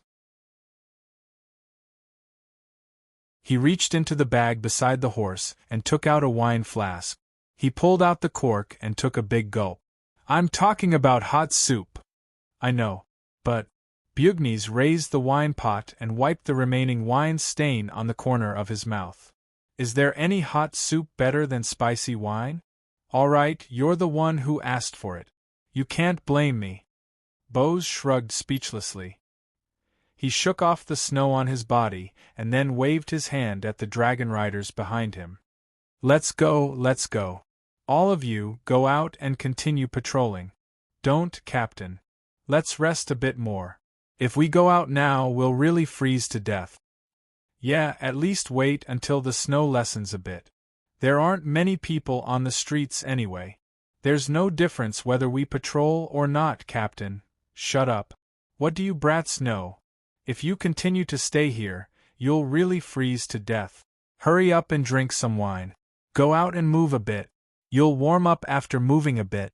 Amidst the sounds of wailing, Bose kicked the horsemen back into the snow with great difficulty. Then, without waiting for them to get back on their horses, Bugnes suddenly frowned and raised his hand. Quiet. Achoo! When the sneeze fell, the sound of horse hooves could be heard from the silent street. Everyone subconsciously turned their heads towards the crossroads in the distance.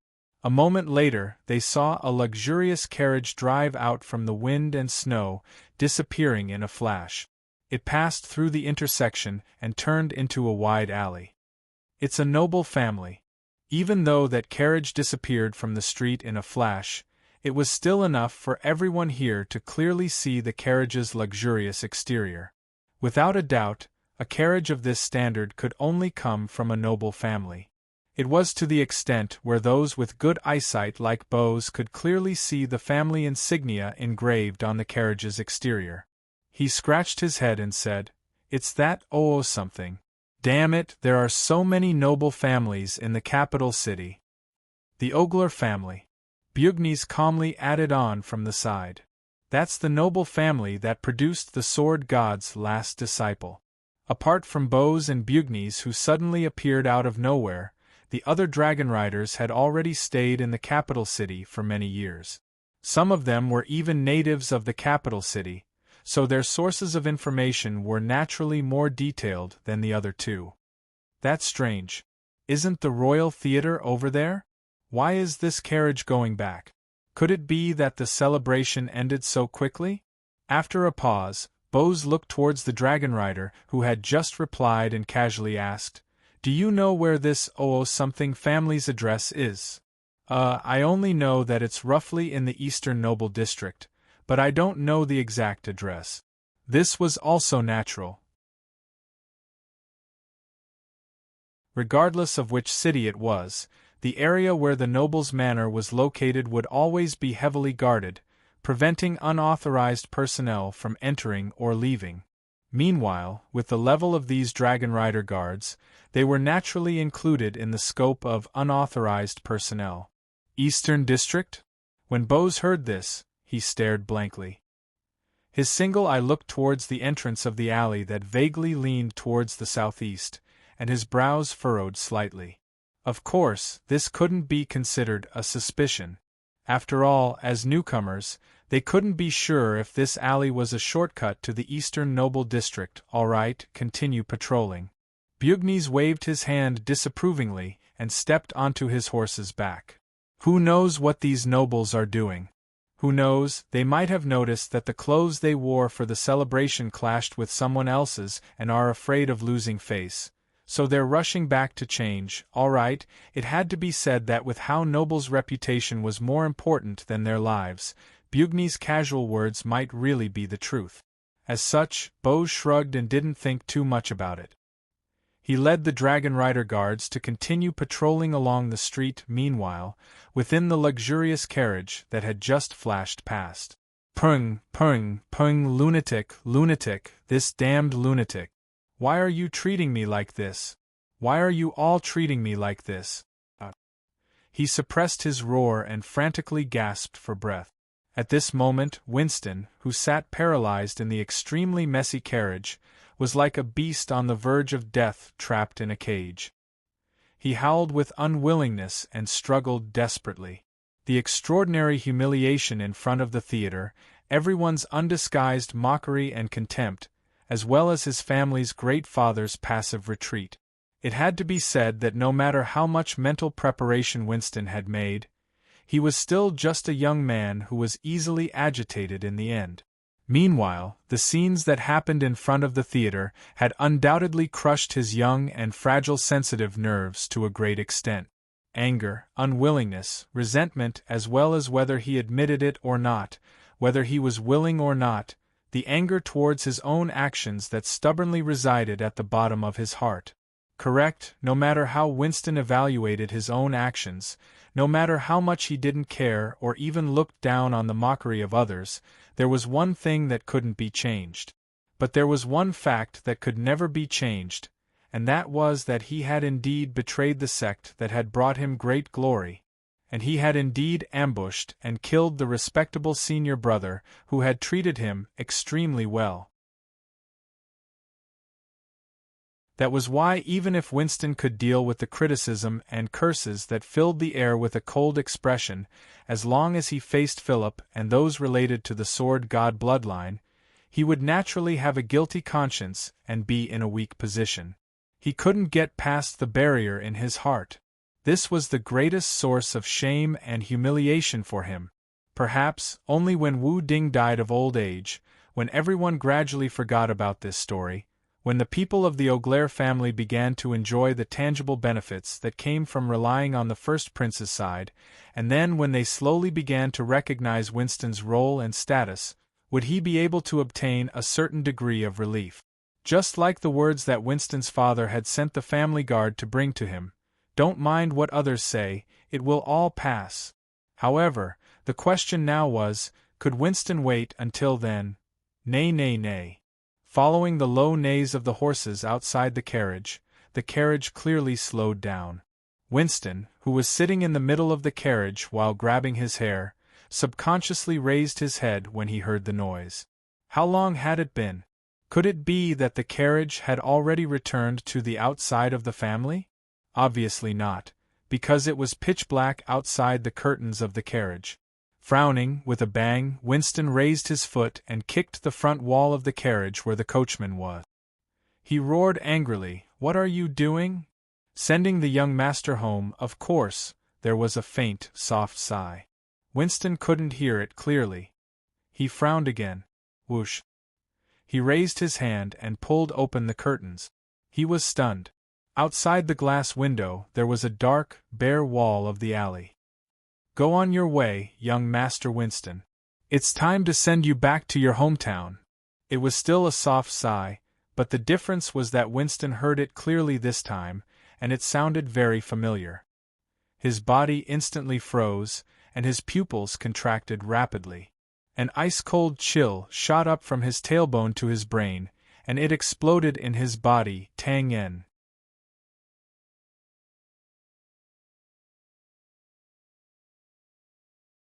Chapter 1088. On a certain street in the capital, in the middle of two patrol areas. "Yo, isn't this the brothers from the second hall? And Captain Bose, Captain Bugnes. You've worked hard. Everyone has worked hard. Captain Toby. Hey, we're all working for the higher-ups, what's there to talk about?" Achoo. Captain Toby, come, have a sip, authentic rum. Haha, then I won't hold back, it's just nice to warm up my body. Under the snowstorm, two patrol teams that belonged to the capital's police department unexpectedly met on a certain street. The lively greetings instantly broke the silence. Although Bose and Bugnes were quite famous outside, this was the capital of the empire, under the foot of the imperial court. Plus, they came from nowhere and had no foundation. Therefore, they naturally had to pay more attention to their interpersonal relationships and couldn't be as casual as before. Of course, strictly speaking, the problem wasn't that serious. When in Rome, do as the Romans do. This was the capital where nobles walked everywhere and the retainers of the emperor were as numerous as dogs. The role of the police department was not as important as that of other cities. On the contrary, they were very low-key and used mediating methods to keep a low profile. To put it bluntly, everyone was just struggling to make a living. There weren't many complicated issues that they looked up to or looked down on. Moreover, Bose and Bugnes were able to move through many cities in the northern and southern parts of the empire and make a name for themselves. Naturally, they weren't hotheads who didn't know anything. In fact, putting aside the tough Bose, Bugnes, who was extremely low-key, was extremely meticulous and shrewd. He was good at communicating with people. Therefore, one side intended to express goodwill, the other side gladly accepted. In the end, everyone was happy and unusually harmonious. Now they were all calling each other Big Brother. Come, have another sip. Brother Toby, is there any movement on your side? Yes, there are a few old cats called Spring. Damn it. You just came and don't know, ever since that thing is about to ascend the throne, we brothers haven't stopped. It's snowing heavily at night, there's not even a shadow on the street, what's the point of patrolling? Cough cough. Brother, be careful with your words, TSK. Good alcohol tolerance. It was a pity that there wasn't enough wine. It wasn't satisfying enough. How about this, Bose, Bugnes, you guys give me some face after the shift. I'll treat you guys. Let's find a place to have a good drink. How about that? That's good, but we still have patrol duty in the morning. There's a morning shift? F***CK. Isn't this clearly showing that you're new here and putting you in your place? Don't worry, Big Brother will help you talk to them when we get back. Thank you, but there's no need to trouble Big Brother. Recently, the hall is indeed a little short on manpower. We'll just have to do more missions. It's alright, hee.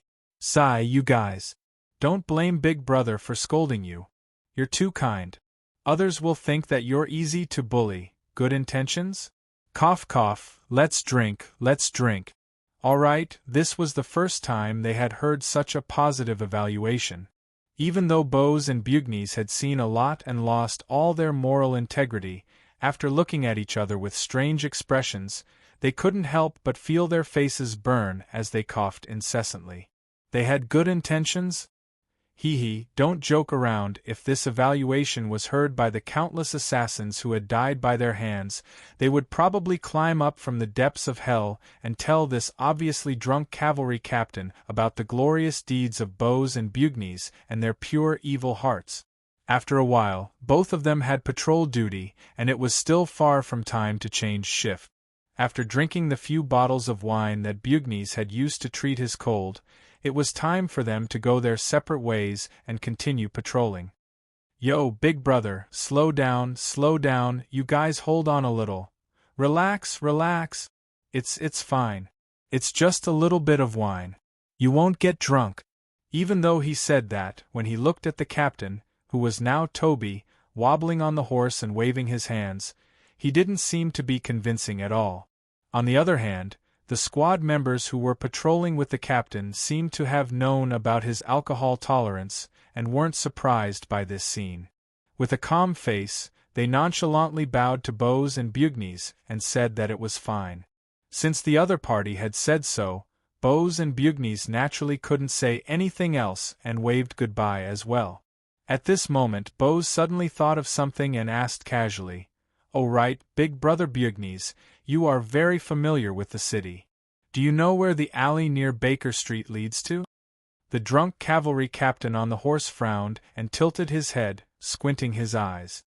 "Big Sister Baker? Whose big sister is that?" It's the street. Not Big Sister Baker. Alright, forget it, I was just asking." Bose helplessly turned around. "Captain Bose, are you asking about the alley near the crossroads on Baker Street?" The cavalry captain wasn't reliable, so the soldier who was supporting him turned around and said casually, "If it's that alley, it leads to the South District and ends at Grancy Street." South District? It's not the East District of the Noble District. Are you sure? Bose paused and suddenly turned around. "Of course." The soldier didn't understand and said, "I'm very familiar with that alley. I walk there often. My aunt's house is in that alley." Before he could finish his sentence, "Damn it!" Bose and Bugnes looked at each other and their expressions changed drastically. Without thinking, they quickly turned around and jumped onto their horses. "Let's go, quick!" In a dark alley. "Tang En, bingo, you're right." What responded to Wenslin's shrill scream was a slightly mocking chuckle. Too bad there's no reward. Go to hell." At this moment, Wenslin suddenly understood the whole story of tonight's incident. Philip's appearance in the theater was not a coincidence, and meeting him at the side door was even more not a coincidence. This was a trap set up in advance. Philip came out to humiliate him, then drove him away, and finally made him step into the trap, and Tang En completed the final killing blow.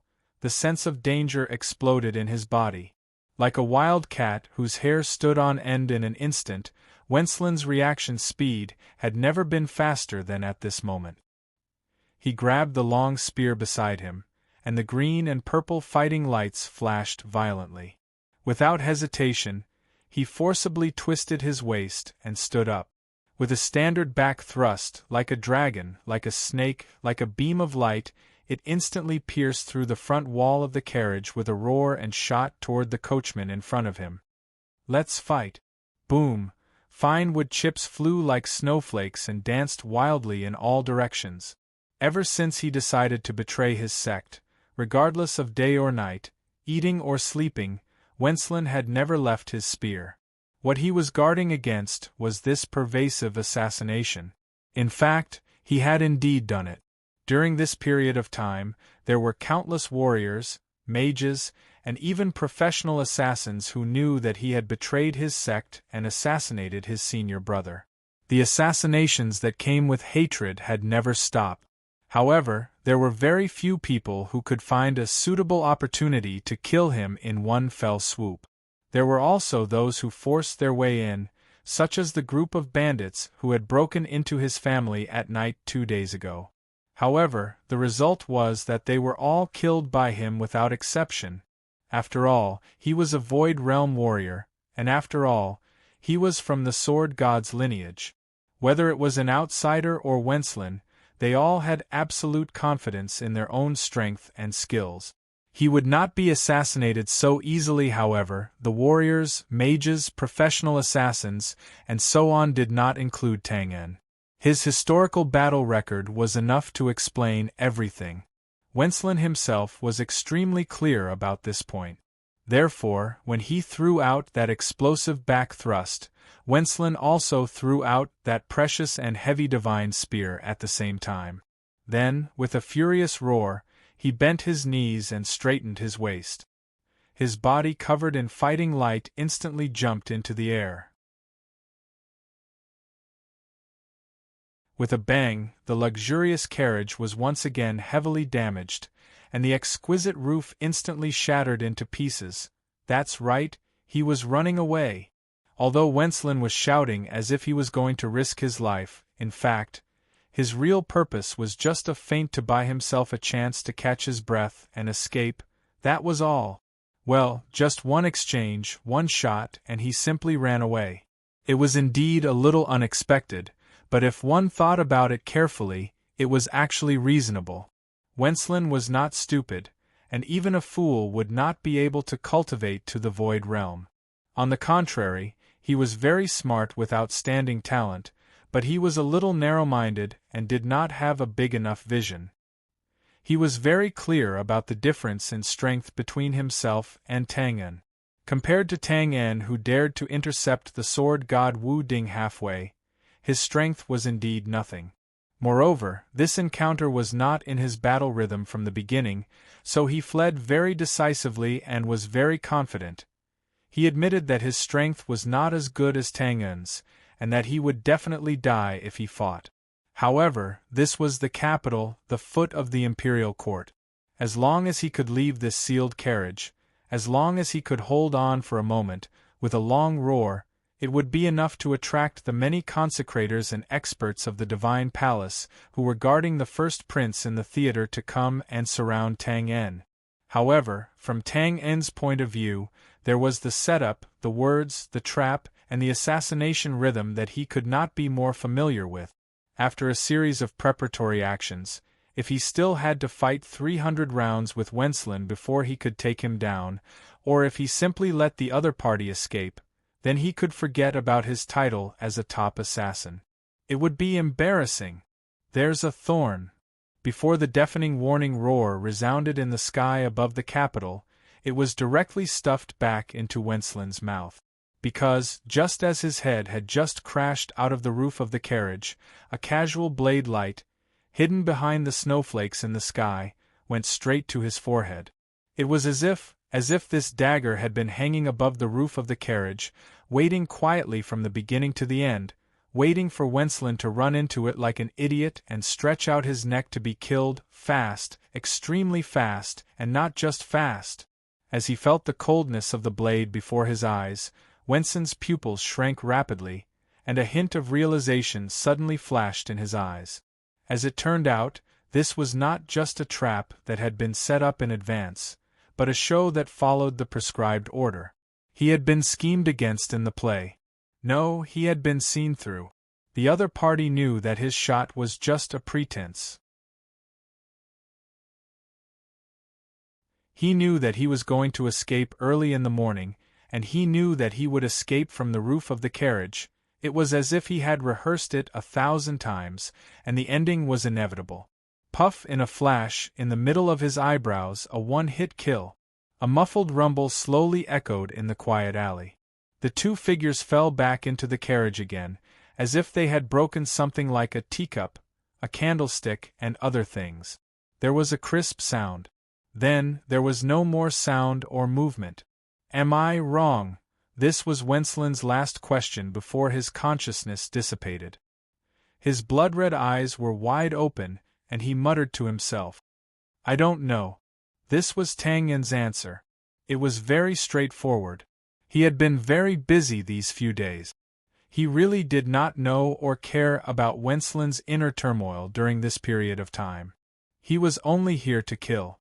That was all. Naturally, he could not give any meaningful answer. Of course, even if he gave it, Wenslin would not have the chance to hear it. Puff. He pulled back the dagger and raised his hand to cover Wenslin's eyes at the same time. Then, he sighed from the bottom of his heart. Rest in peace, kid. You should be satisfied. I've wanted to kill you for a long time. I've let you live until now. You're tuning in to the Phoenix Nights YouTube channel. Don't forget to subscribe and join us on this journey to catch the most captivating stories.